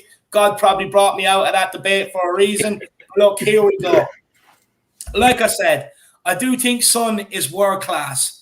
I was saying to Darius, Jack, I don't know if you heard me. I will say, I have to interrupt you, David. I do love how you were stressing out fixing the internet and everything. He's still thinking about, the Kane or Sonny debate the whole time while he's, screaming at his router. That is hilarious. Oh, no, lad. I'm after waking the missus up to try and help sort it. She's not best impressed. I can tell you that. But look, it needs most at the end of the day. Harry Kane needs me. So look, what I will say is, is right when it comes to Son, right? He naturally has that ability, along with the hard work, which Ndombele doesn't do, and he's brought himself to the very top of the game. Kane is different. Kane has had to work extra hard, to be able to get to where he is, to be able to improve himself year on, year out. And like I said, Son is world class. He has more natural ability, I think, on the ball. But what I will say is, I only ever hear this debate when Kane's not playing well. But I never ever hear Kane fans coming out and saying, oh, let's get a debate on who's more important, Kane or Son, when Son has his purple patches. And look, I'm a big fan of Son. Don't get me wrong. I love Son as much as I love Harry Kane. Well, maybe Harry Kane that little bit more, right? But I do love Son too. But the thing is like, I just think it's a stupid debate, to be honest with you. Because at the end of the day, for me, they're both world-class players. They both complement each other. They're both going to take that record off Lampard and Drogba of the most combined goals. And then as well, Harry Kane is about to, this season alone, right? He's breaking Tottenham's all-time appearance record in European football. He's already scored the most goals for Tottenham Hotspur in European football. He's going to break Jimmy Greaves' record at Tottenham Hotspur for most goals for Tottenham Hotspur Football Club. He's going to break Alan Shearer's Premier League record for most goals scored in the Premier League by a striker ever. And he's on the verge of breaking the England record as well, goal scoring record. So look, anyone that tries to dismiss his importance, by trying to weigh up this debate, I think it's absolutely nonsensical. You're talking about one of the best. You're talking about the best ever player to come out of Asia, and you're talking about the best ever player, to ever grace English football once he breaks them records this season. But just interesting. I never ever hear this debate come round when Son has his purple patch and Harry Kane is the one scoring the goals. Because us Kane fans, we love both equally. Maybe Kane just a little bit more, like I said, but we love both equally. Whereas Son fans, I think, because Harry Kane is the face of Tottenham, I think they're trying to help try and create Son to be the face of Tottenham. And not necessarily this Kane, but we'll bring up this debate anytime Kane has a bad game. Now, I get it. You have stats and everything else, right? But for me, I just think there's nothing better than seeing the two of them in a Tottenham jersey doing their thing like they did against Southampton last season when they were combining for goals and absolutely ripping teams apart. And that's what I want to see more of. So, look, for me, I love Harry Kane. Don't get me wrong. I love Son. I'm putting it out there. I probably love Harry Kane just that smidge more. You know what I mean? It's like that little bit of extra love you have for your mother over your girlfriend. That sort of love. But look, for me, at the end of the day, I love the two of them. And because anytime I speak about this, I get in trouble. I get all the Son fans attacking me. You don't like Son, you do, and everything else. So I can sit here and say, I love him, I love him, I love him. And they still tell me I don't because I won't accept him, because I won't accept that he's better than Harry Kane. I think you won't accept, David, that Sonny has better hair. I think you won't accept that. No, I wouldn't, to be fair. Look, Harry Kane, look, only I can tell, right, that Harry Kane is going to have a good or bad game by his hair. I just have that unique insight. Name me, if there is a Son fan out there who can tell how if Son's going to have a good game by his hair, I want you to, be on this journey with me, because there's definitely no Son fan out there that loves him the way I can tell if Harry Kane's going to play well. At the end of the day, look, they're both wonderful players, and that's where I'm sticking to. The Son fans, if you don't like the answer, I'm just going to say tough titties, to be honest with you, because at the end of the day, I'm telling you now I love him, so stop telling me I don't. David, how do you have to save that for extra time next week. Who has better hair? Who has better hair, Sonny or Harry Kane? You can predict Kane's performance on his hairstyle. I've never heard because he's combing it in the back room. You've never seen him, Darius. You see David sometimes. He sneaks into the dressing room and he actually combs Harry Kane's hair. He even gels it himself. That's what it means. So David, when he's not able to make the games, he's always a bit worried because that means that Harry Kane has to tend to his hair himself. And I know David doesn't like that. David likes to comb it himself for him. But just moving on. Sorry, just coming from HB says Son wants to win trophies with Tottenham. Kane wants to move to City to win trophies. Look, do you not think Kane has been striving to win trophies since he first came into Tottenham squad? And he's been here longer than Kane. He's had to endure the pain longer. Look, at the end of the day, the City move came about. It didn't happen. Forget about it. But at the end of the day, I think it's just ridiculous to say Kane doesn't want to win trophies here. He wants to win trophies here more than anything. So I don't think that's a fair debate to come at either. Son has the best hair in the league. No, he doesn't. Definitely doesn't. I think David, that part that he does in the middle now, I will say that's a new contract part. I will say, that's a new contract haircut. And I will say, Harry Kane, once he gets that new contract with that gentleman's agreement, we might see a new haircut from Harry Kane. But right now, all I can say, David, is I think Sonny does win the hair debate at the moment. But as well, I will say this has been absolutely brilliant. And if it's all right, I do want to move on to extra time for this one. And it is going to be just 3 questions for extra time. The first one is, and everybody as well in the Harris Army, I'm pretty sure you know the drill by now, but the extra time is absolutely the time when we want to see all 3 answers from you on these. Hopefully these are maybe a bit, shorter answers and everything for you so that you can all get them in a comment. But definitely, please, I would love to see your answers for this one, the Harris Army. So the first one is, in case Skippy needs a rest, who do you play alongside Højbjerg? Might be in that midfield 3 of just a 4-3-3. Might be that pivot that David was talking about. However you want to go about it, just who would you play alongside Højbjerg? Who would you maybe partner Højbjerg a bit? And you have the options of Dele, Gio, Tanguy, and Winks. Of course, maybe, if Dark Sun G were here, he probably might pick someone, from the youth academy, and you could go for an outside shout like that. But those are usually probably the 4 options that we would pick from, unless I'm missing somebody.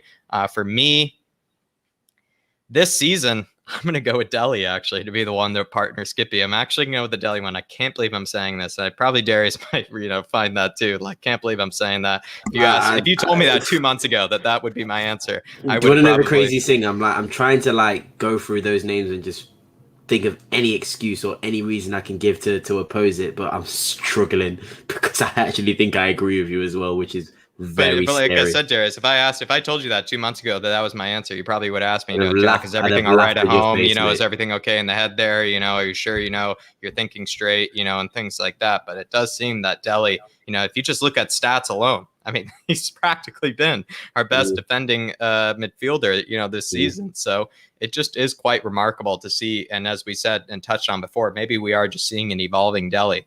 But for me, if I had to rest Skippy, or if I had to rest Højbjerg, I think it kind of goes both ways. Yeah, I would go with Dele. David? Look, right now on current form, I'd go with Dele. In the future, if you could get Tanguy Endom Caesar Salad to start performing, well then I would say him. But right now on form, I'd go with Dele Marley. Interesting. Darius, for you? How am I actually agreeing with this? I it should be wrong. I should not want to agree with this, but I think I'm going to have to. Well, Adam just gave you an alternative. He said Gio, and then he said play Dele somewhere else. Okay, so if we're doing double pivot, I actually have to agree with, out of those 4 players, I think Dele Alli is the best for that, because again, he'll give you defensive and attacking quality. If we're doing a midfield 3, I think I would still probably go for Dele and Gio over Dele and Tanguy, because I just think with a midfield 3, especially if you're having one sort of defensive midfielder, both players have got to work hard. So yeah, if it's a double pivot and playing in front, then you might be able to get away with.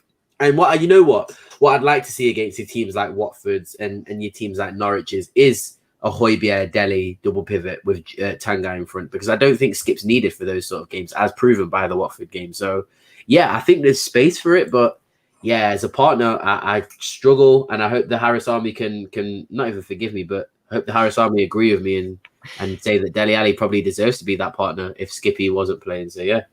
As much as they are a harsh bunch, they also are a forgiving bunch, Darius. Don't you worry. They're absolutely the most gracious there is, despite them also being the most intense at the same time.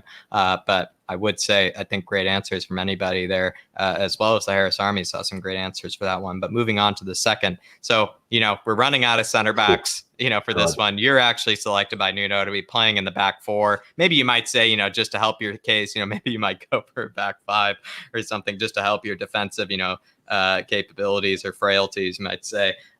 But you're playing as a center back in the next game against Chelsea this weekend.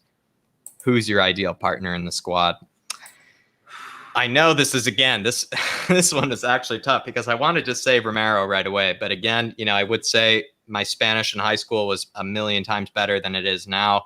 It's actually been replaced by my other language skills. So I would say I would have to improve, my Spanish skills. It's actually quite better than I would say the average person. But, I would need maybe an extra week or something, just to improve it. So I might actually go for Davinson Sanchez, someone, who's just been in the squad a little bit longer, someone who has, a bit more comfort in the squad and everything. I think Davinson Sanchez is going to be my partner. He makes up for my maybe athletic ability in certain parts as well. It makes up for my aerial ability. He makes up for my ping ability. He makes up for all of my abilities, you might say, or my lack of ability. But I would say if I had to be in a back four, especially, which would be terrifying against Chelsea, I would say I'm going for Davinson Sanchez as my ideal partner.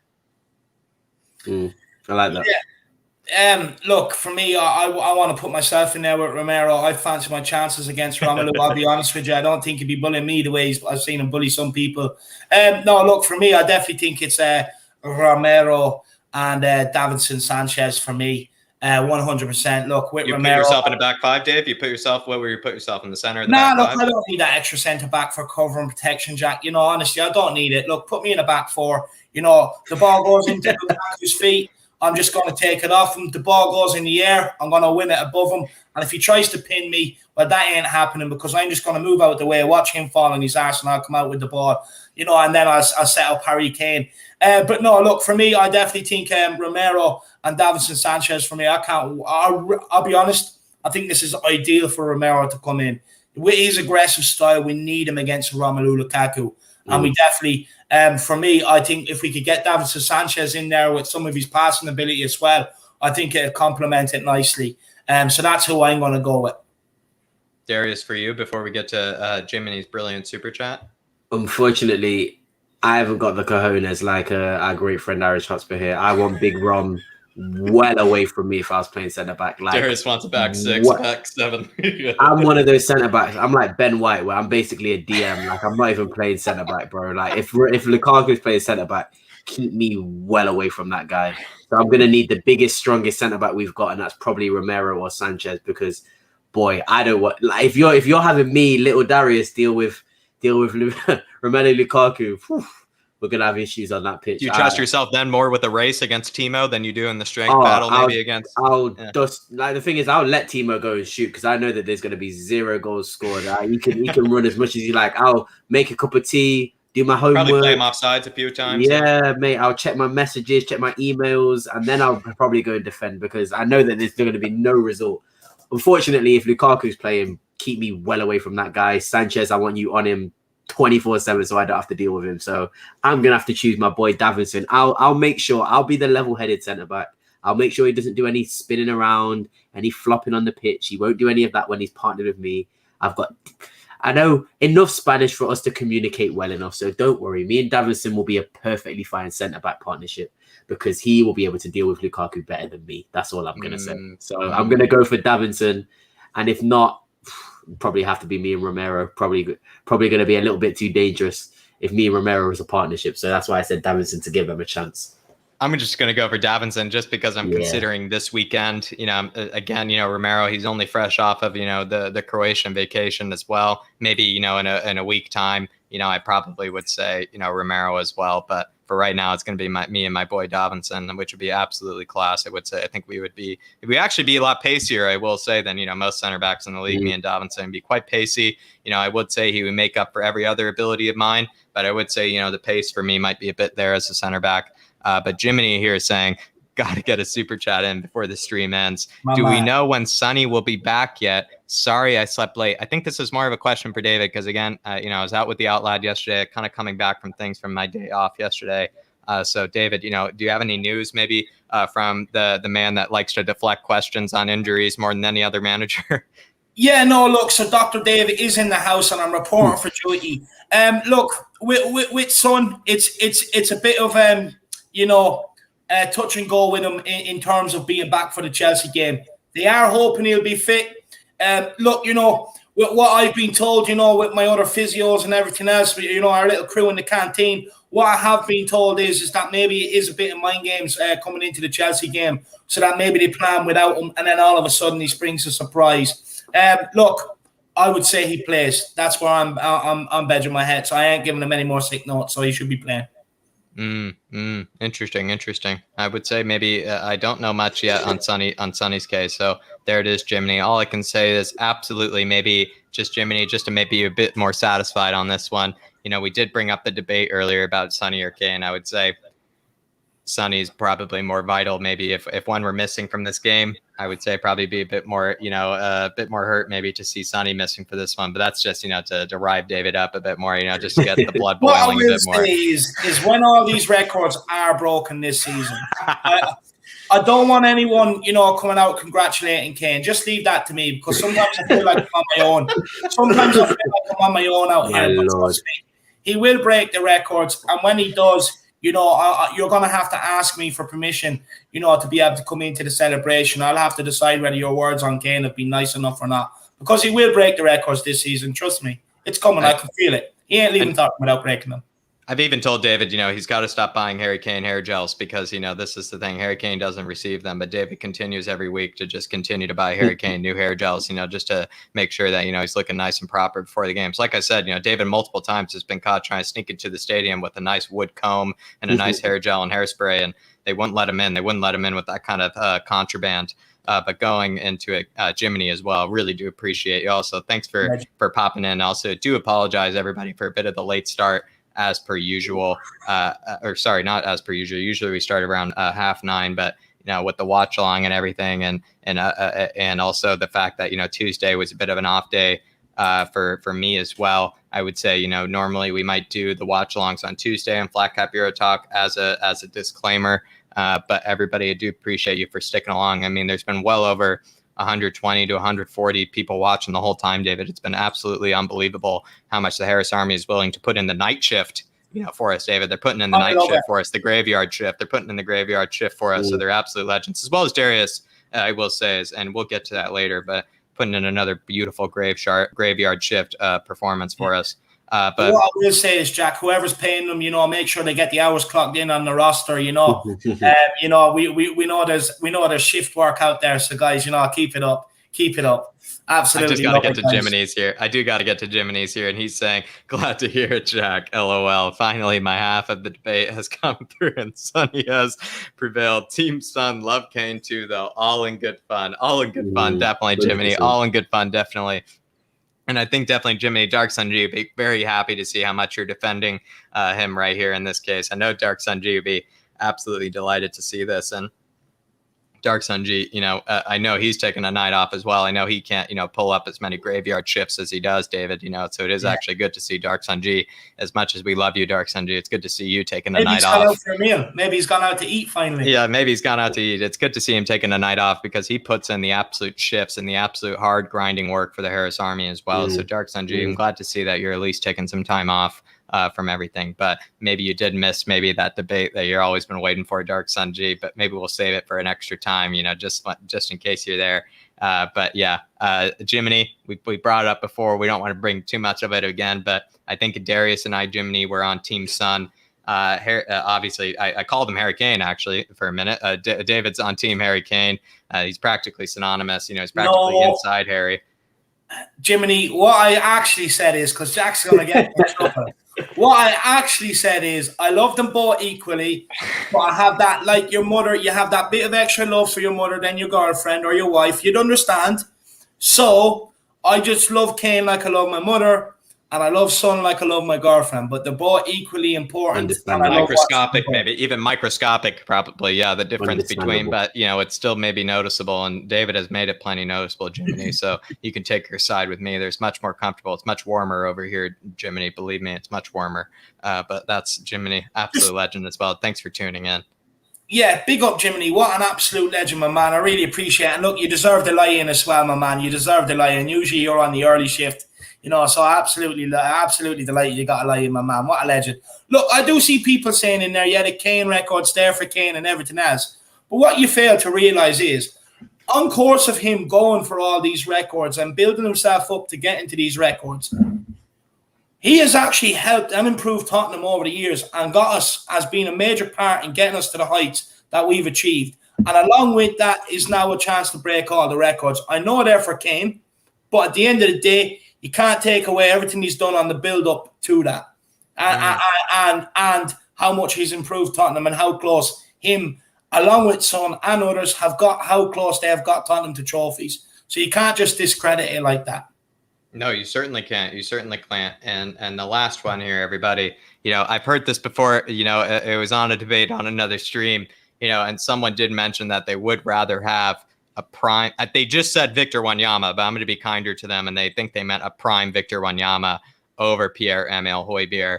Obviously, maybe you're even in the tone of my voice hearing where I lie on this. I am a bit of a Højbjerg sexual, but for me, it is Pierre-Emile Højbjerg, no matter what. I even call him Emile. I call him Pierre. It's just, it's the undoubted one. It's Mr. Reliable. I mean, I don't know how many names you could call him. It also has the best, you might say even the best. He also has the one arm tattoo sleeve. It's not both. It's just one. It's the one. I also like that asymmetry that he even goes for. It's honestly beautiful, I will say. It's beautiful. So Pierre, I mean, the sexiest man in the Premier League, I might say. Plenty have said, I would probably say. But for you guys, I mean, maybe in case, you were a bit of a Victor Wanyama fan, would you rather maybe have that prime, industrious, beautifully? Also, prime Victor Wanyama was very good with his feet. He was very good with his feet at times and knew how to pick out a pass as well. But he obviously was that destroyer. Would you rather have prime Victor Wanyama in the squad right now or Pierre-Emile Højbjerg? I have to go for PEH. I can't go for no knees Wanyama. Surely not. I mean, even if he was in his prime, there's no debate. The real debate is Dembele and Højbjerg. I can have that debate because there's a serious debate in there. And I think personally that one, me personally, I don't think there's a debate, but there's more of a debate for majority of people, I would say. So I'm going to keep this one short and snappy. For me, it's Pierre-Emile Højbjerg. I mean, the guy's not even hit his prime yet, so we can't even say prime Højbjerg yet. Whoa. So he's just absolute. I love that. Whoever, I will say, I'm not going to mention names, maybe David might, but, the person that made that comment, he's absolutely going to be riving over that. He's going to be not going to be liking that, Darius, your confidence in that. But I will say I'm in the exact same boat. There's no question for me. But David, how do you feel? Is it prime Victor Wanyama, that beautifully industrious Victor Wanyama with that beautiful physique as well? And, like I said, a lot more technical ability than maybe he was given credit for. But would you rather have that prime Victor Wanyama of maybe that 1 year or Pierre-Emile Højbjerg? Do you know what? I really like Victor Wanyama. I'm not going to lie. I really liked him. Do you know what it was? He was just such a hard man. He just got absolutely stuck in. He buried in with tackles. And I absolutely loved watching him. But then Pierre came along and I realized I can get a player that can pass a ball like Ronaldinho and make a tackle like Roy Keane. So look, I realized I can actually get the ball in one. So for me, I would have to say I would be going with Pierre-Emile Højbjerg. I absolutely love this guy. Look, for me, it's Kane, slightly underneath Son, and then Pierre-Emile Højbjerg. Yeah. And that's the high regard I have this guy, and I absolutely love him. Do you feel like, though, prime Victor Wanyama, though, is like Kuva99 is saying here, kind of like, that rare, white horned rhino or, that silver horned rhino, that's now extinct? Do you feel like it's kind of, he was that brilliant and maybe he deserves a bit more respect? Yeah, look, I actually do think Victor deserves a bit more respect. I think obviously when he started, his injury problems were coming in and all, it was kind of like the forgotten man near the end. But when he was in the team, he was unbelievable for Tottenham. Him and Ndombele were absolutely class together. Look, I know I see a lot of people. Look, to be honest with you, the only way I think you could probably judge this is if we ever seen Pierre given the chance inside Dembele. Because let's be honest, Dembele is enough to make anyone look good. The guy can single-handedly pick the ball up from your box and go up to the other box with it, with about 5 or 6 people jumping off him like it's a bouncy fucking castle, right? Yeah.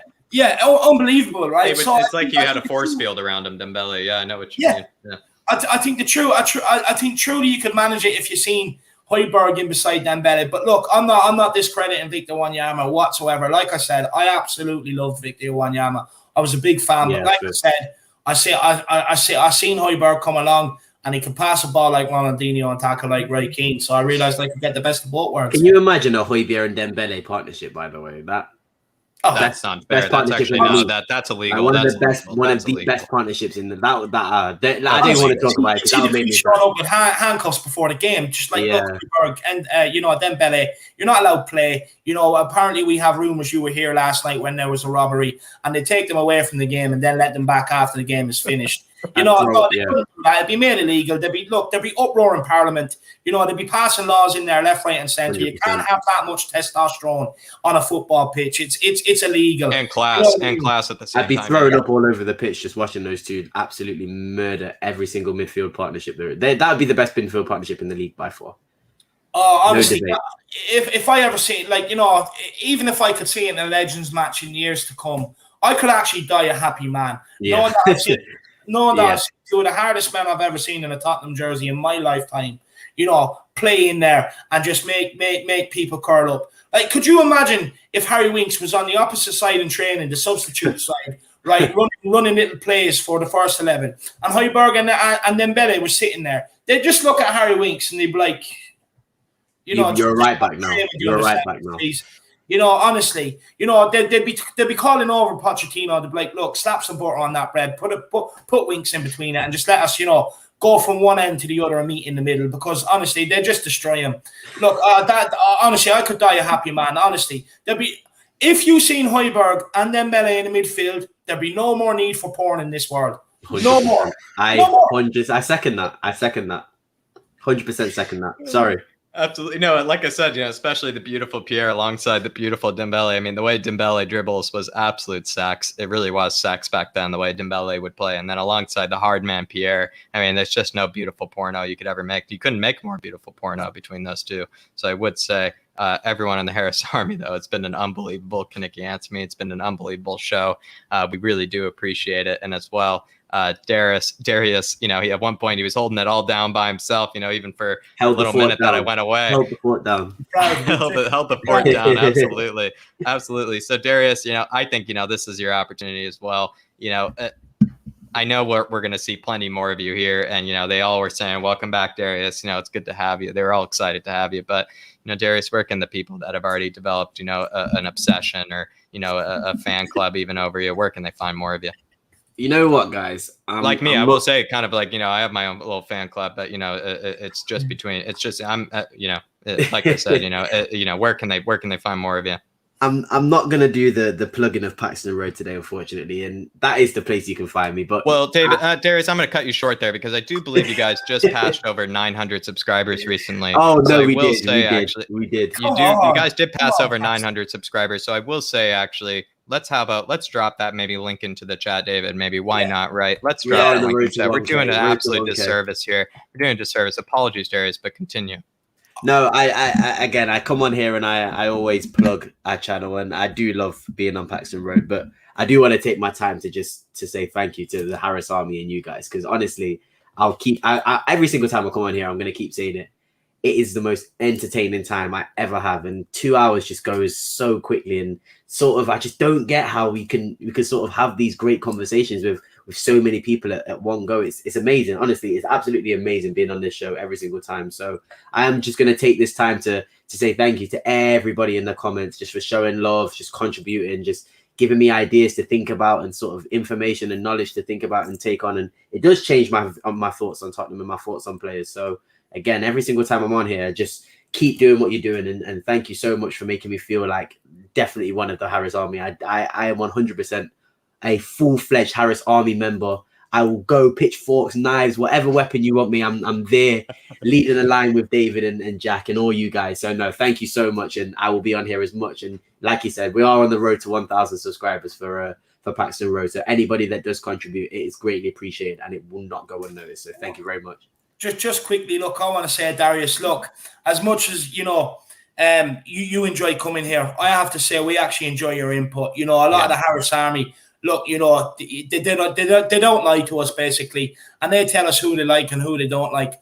And you and any of the Paxton Road guys, for some unknown reason, you are top of that list, lad, and they love having you here, and so do we. You're a massive help to the shows that you come on with your knowledge and the way you're able to articulate your points as well, Darius. So credit to you. But what I do want to say is, it's an absolute crime against humanity that Paxton Road do not have 1,000 subscribers yet. It is a crime. It is a crime. It should be an offence. You know, Boris Johnson needs to get something in Parliament tomorrow, because there should be 1,000 subscribers a long time ago. A long time ago. Look, I know the majority of people that are watching now probably are already subscribed, but there's always that couple There's always that few, you know. So look, guys, make sure you do get over there and smash the subscribe button. You know, there's some great characters over there. You have the Hustler. I love the Hustler. I love having banter with the Hustler. He's a proper hustler, really. Proper hustler by name.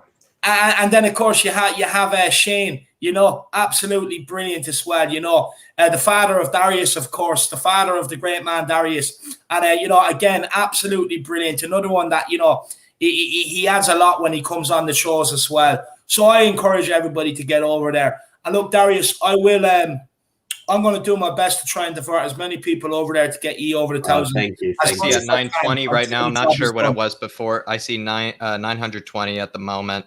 You guys are amazing. So I will say, everybody, again, like Darius, he's only going to be here more often whenever he can make it, because David and I absolutely adore him. So, you know, if you don't, you know, you're just going to have to get sick of him if you don't subscribe to him, because at this point, you just have to subscribe, because you're just going to be seeing him all the time as well on flatcapeurotalk on our second channel as well. And Sam Smith, just on that comment there, Sam Smith is so right. The Spurs community there's something about this community where it just feels a lot different to sort of any other YouTube, not even just football in general, but just YouTube communities in general. It's the fact that I was watching you guys, and I was watching David before I even considered or Sam and me can even consider coming on and being YouTubers. And I remember, you know, being at home and watching YouTube and on my TV and watching you on my big TV, and it's now I'm like part of the channel. It does feel weird. And even Matt as well, just shout out to Matt as well. It just feels so strange now that I'm a part of this community and part of this family. And I did not think that everybody would be so honestly amazing. So it's just a great feeling to be able to be a part of this family properly now. And I will never stop giving as much content out to you guys as possible, because it always is. Honestly, I can't think of one time I've ever thought this is boring, I'm not having fun. This is Harris Army and Jack and David, honestly, best YouTubers ever. Best intros, best everything. Long may it continue for forever and onwards, and hopefully we can start celebrating over things as well, because that's all that we want. At the end of the day, if we can all celebrate over a big trophy, then I think that would literally just put everything over the edge and make it just that bit sweeter. David, I'm seeing 922. I'm seeing 922. What do you want to go to? 930? Should we just? I know it's a late night for everybody. Should we just expect 930 out of the Harris Army? I know they're not. It's only 117 though. I will say in the building at the moment. So if there were maybe a bit more, I would say, you know, we'd have to wait till we reach 950. If we were at normal numbers, I would say we would have to wait till we reach 950. But I would say, can we at least get the Harris Army? Can we at least get them to 925? A bit of a sexier number, everybody. I will say 923. I'm seeing right now. Please, whoever is there, there's two more away. I want to at least see 925. I'm not leaving until I see 925. Look, I'm not there's leaving. 7 people out there, Jack. There's 7 people out there who maybe are questioning it, maybe debating it. But Jack, you've been on there. I've been on there. Tell them why they should get over there. Listen, David, this is practically the place that we're trying to, you know, worship. You know, like I said, we worship everything that's going on there. Everything, you know, even though we, you know, absolutely, you know, steal every answer there is from Darius and Sam or Darius and Shane, even though we steal their answers all the time. We steal their intelligence all the time, David. They still have IrishHotspur. They still have Sid, who I absolutely love. Sid. I love Sid. If you don't, everybody, again, Sid, I would say is an absolutely, he's almost like the cousin of David to a degree. He's like David's cousin. He's like David's cousin to a degree. They're almost cut from a bit of the same cloth, you might say. So again, you know, you just have to go over there. I'm not leaving, you know, without it reaching at least 925. And again, I'm not going to be satisfied even with 925. I want it reaching 930. And so people, please head on over. I'm seeing 924 right now, so I better be seeing 925 in the next few seconds, because I know you're all in there. I know you're all in there. And the reason why you're leaving, everybody, is because you're heading on over to Paxton Road. Because again, the Harris Army, as much as we like to be nice and forgiving, we're not going to be forgiving about this if you're not doing it. So I will say, you're going to see more in Darius. You're going to see more Shane and everybody as well. So you're just going to have to do it right now, even if you don't want to, even if you don't like clicking buttons and everything like that. You're just going to have to do it on behalf of the Harris Army, because you will be shunned. You know, you will be exposed for not doing it as well. So everybody, please head on over there. And again, I'll just back up more about Paxton Road and just say, yeah, Sid absolutely cracks me up. Everything that Sid says, to Mike Hotspur Hustler, which I would say with Mike, he's almost kind of one of those guys that almost is like flavor of the week kind of guy, you know, always kind of says what everybody, not really what everybody is saying that week, but almost has, he's almost more in tune with the fans, more knows what the fans are feeling that week than maybe David or I do. He's a bit more in touch with how every Spurs fan feels. So he's that kind of guy that fills that void. Shane is honestly like, he's not only is he a brilliant a mind and a brilliant a Spurs fan, but he also has that coaching mentality, Dave, because one of the first times, David, that we even did stats with Jack, Shane was there, and Shane was like actually almost carrying the show at that point when we were showing some of the graphics, you know, just the coaching ability that we even saw from Shane. He was just talking about, you know, he was even pointing out things in the animations, Dave, that we couldn't even point out. Shane was. So I will say, yeah. Do you know what I love about Shane being a coach? Look, you know, I know some coaches and stuff like that, and they like to constantly remind you they're a coach and stuff like that. You know what I mean? And they do like to constantly remind you that you're a coach and that. And, you know, sometimes they do struggle to take on other people's opinions. But what I will say is with Shane, he's very humble with it, you know, and he doesn't, and you know, as a coach, because as a coach, you're kind of trained to know, right? You know what I mean? So with Shane, I think we hit it. 9:25. We just hit 9:25. No, sorry, David, go on, David, you're so right. David, Sorry, just so we David, can get to 9:30. You are so right. Explain the coaching just a bit further, David, just so we can get to that 9:30. If so, at least we reached 9:25. At least, David, I'm not disappointed. At least I'm now a neutral on it. At least we reached the target goal. But I will say, Harris Army, you know, there's still plenty more to go. Again, like David said, it's practically a crime against humanity. They're not at 1,000. So that's why I'm not taking, you know, 9:25. I'm barely even satisfied with, because it's such a crime, Dave. Well, do you know what, Jack? Look, the last 2 days, a lot of people have been, you know, busy and stuff. Look, you know, views have been down all around on all channels. But what I will say is, you know, they will be back up come the weekend and everything else. So, look, Darius, you know, if a couple of you guys from Paxton Road could get on for a couple of the shows over the weekend, you know, maybe a preview review or whatever else and stuff like that. And I'm sure we'll be able to do a lot more for you then as well. But I'm not going to stop until I get Paxton over 1,000, because, like I said, it should be a crime. If there is anybody, you know, that is sitting here watching and they're not subscribed, you know, honestly, I need your address, because I need to send the police around there and get you charged, because it is just a crime. I keep telling you, it's a crime. These guys should be well over 1,000 subscribers right now. But look, I'm seeing 9:26. That makes me a bit more of a smile has come on my face. I'm seeing a bit more of a smile right now. 9:26. Whoever that 9:26 was, you are a legend. I will say, all of you that made it to 9:25, I'm happy with you guys. But I will say, it was a crime that you weren't even subscribed. It was a crime they weren't subscribed. You made up for it, David. They paid their dues by being subscribed. We're only going to come back here next week. We're going to be saying, thank you, lads. You know, thank you for introducing us to that great channel. Exactly. You know, they're going to absolutely love it. So they're going to be. And you will see these two. You will see these two on this channel as well. Don't forget, these two will be on there with their beautiful faces as well. So don't think you're going to miss any amazing Harris Army content, because I'm telling you now, I'm on. So I had to get onto Sam for not inviting Danny on the show. So. Don't worry. If Sam doesn't invite you guys on within the next couple of weeks, I'm pretty sure I can get a couple Harris Army lieutenants, so we can storm my old house. I'm pretty sure we can do that. You know what? I've got the address, guys. Don't worry. In fairness, lad, he's always inviting me, man. But just over the last while, it was hard to get on. So it was actually me.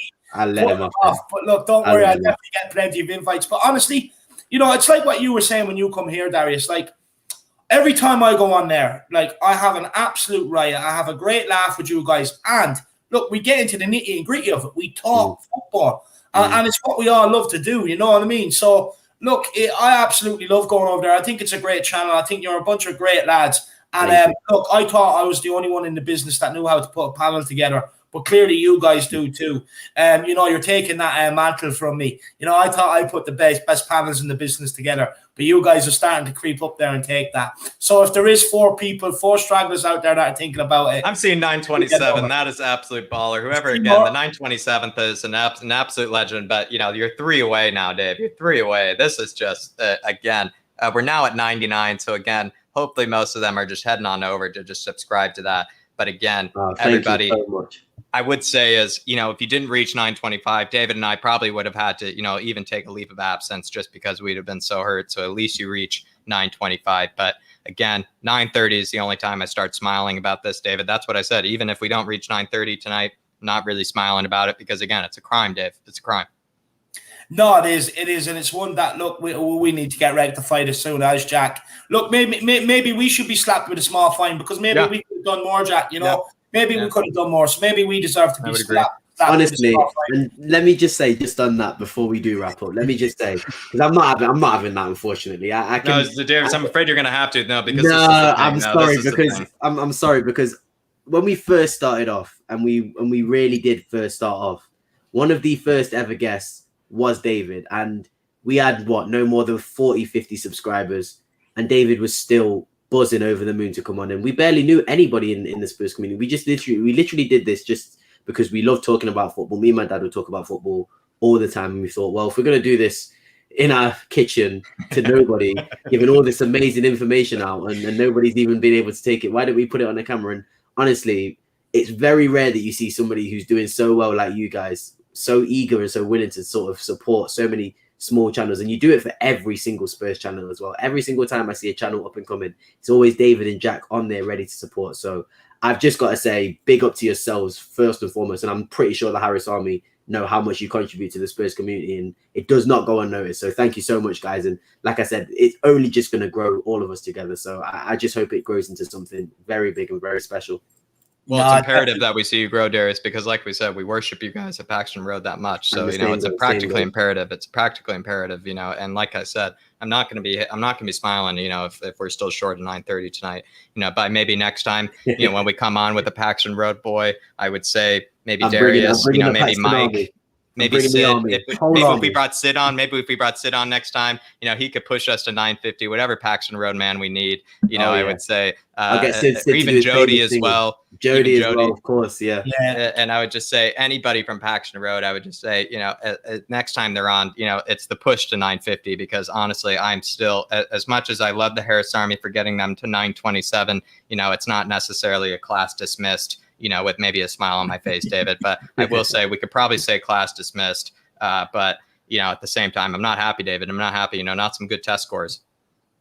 No, look, I think we'll have to settle for it tonight. Jack, look, it's one of these. Look, it's one of these detentions. You're in detention tonight, but you'll be in detention for the rest of the week as well. Don't worry about that.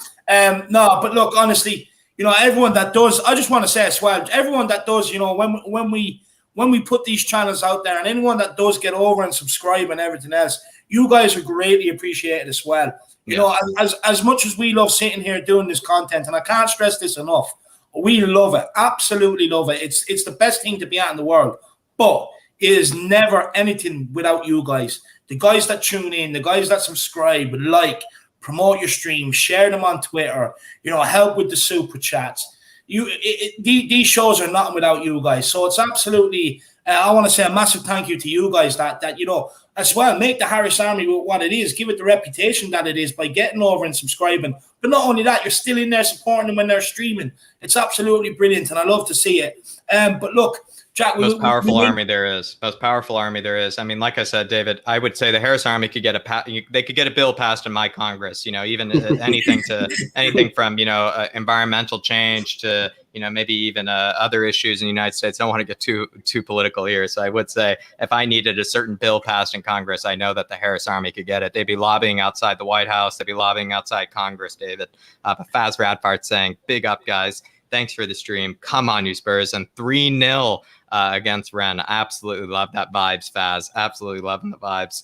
But everybody, we really do appreciate it. Honestly, it's been another class. Kineke Antimian as well. You must say another reason why you absolutely should be loving Darius is because he practically handled, the roles of two people. He pulled off a Pierre-Emile Højbjerg. You might even say in the panel today. Even he was playing the position of three players, David, at one point. David, he was playing the position of three players. I had the Harris Army as my double pivot. Don't you worry about that. Yeah. Me and the Harris Army, we can take on any. You give me De Bruyne up, me and the Harris Army will chew him up and spit him out. Don't worry about that. The Harris Army is De Bruyne. The Harris Army is De Bruyne. Yeah, providing perfect assisting. So 100%.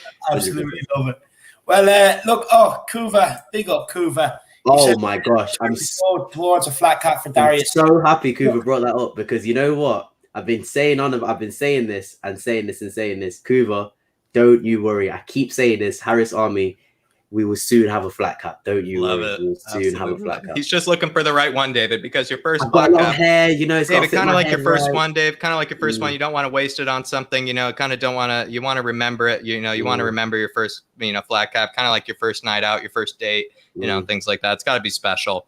So I think that's all Darius is doing, David. He's just kind of, making sure that he buys the right flat cap, make sure it looks right and whatnot. Because it's your first flat cap, David. Special moment. 100%. Look, Jack, my very first flat cap, it was a cheap flat cap, probably the most famous flat cap in the world for its price, I'll be honest with you.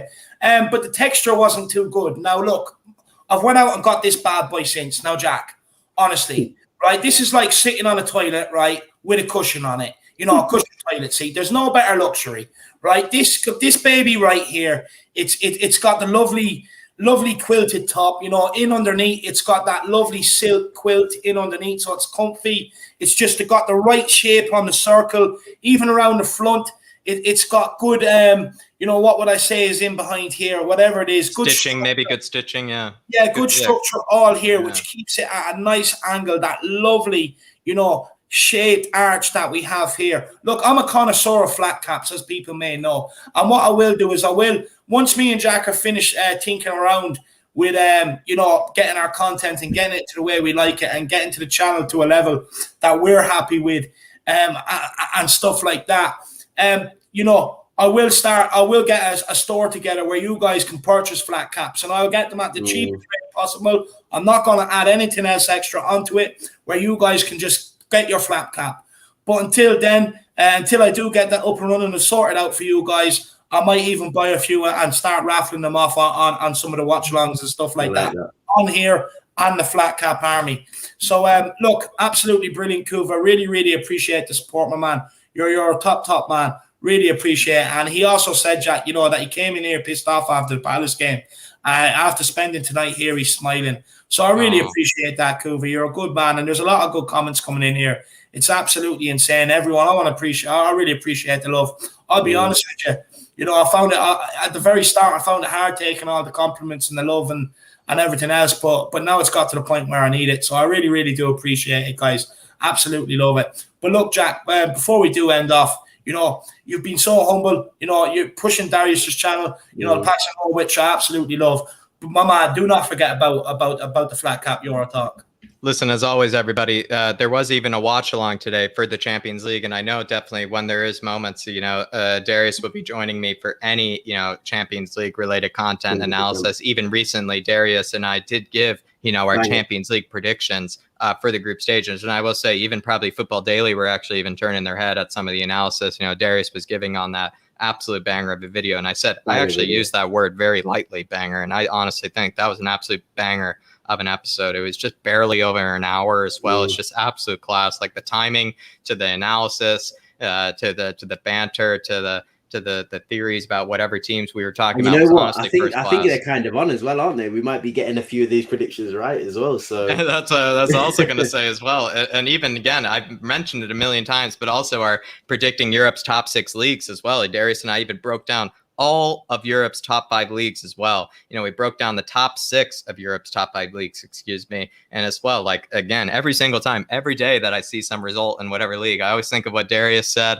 I always think of what I thought, you know, and everything as well. So I would say, everybody, Flat Cap Euro Talk, as it says right down there below, there's no place to go other than there, especially when it comes to anything outside of Spurs. You know, if you're looking for a bit of that therapy, you know, especially maybe after a Palace defeat like we had before, you're just looking to watch something else that isn't Spurs but still keep the football, it's absolutely your place. And also, there's no better place to go for maybe a bit of European content from, you know, a Spurs fan yourself. You know, it's trusted, you know, it's reliable, you know, it's you might even say local, you know, as well. So it's again, there's no other place you'd rather be than Flat Cap Euro Talk after you're done with the Irish Hotspur and after you're done with Paxton Road. If you're sick of Spurs and you just need a new place, need a new home, please head on over there. And there's also Flat Cap Euro Talk. It's only going up from here. It's only going to get ramped up from here. Again, we've had some fantastic bangers coming out in terms of Champions League content. David and I are going to come out with a Sheriff FC explained video, considering that Sheriff did just beat Shakhtar Donetsk again today, 2-0 today. They did just beat them 2-0. So in case you're wondering about that team, Sheriff FC from Moldova, David is now, he's practically informed himself on Moldovan politics all the way to Moldovan football at the same time. I mean, the man went above and beyond. So I would say I got my master's. He's got his master's in Moldovan football, Moldovan Premier League over there. So I would say, everybody, there's no better place, because Dave and I, we're not only informing ourselves on everything Spurs, we're informing ourselves on everything European football as well. So like it says, it's your place for everything European football outside of Spurs. So Flat Cap Euro Talk, there's no other place to be. And again, the FIFA is going to be moving there too eventually, David. The FIFA is eventually going to be moving there. But I would say the content that's already coming out right there, it's already ramping up. You know, they have to be ready. No, look, you know, 100%. Look, FIFA 22, it's 2 weeks till it's out. And look, me and Jack are looking into the possibility well, we will be able to do it. Is basically, you know, get up a few FIFA streams up as well. So it should be very interesting. Look, they get very heated, the games. You know, the way me and Jack go on when we're playing each other in FIFA, we both don't like to lose. You'd swear we don't work together or we hate each other, you know, sometimes. I absolutely love it. It's brilliant, you know, but none of us take it, you know, to heart. We both know we just hate losing. It's absolutely brilliant. So, guys, it's going to be, honestly, even if you don't like FIFA, it's just going to be pure entertainment. It really is. You know, Jack may not show it here, but the guy can definitely smack talk. That's one thing. He can smack talk, that's for sure. So, look, it's going to be very, very interesting.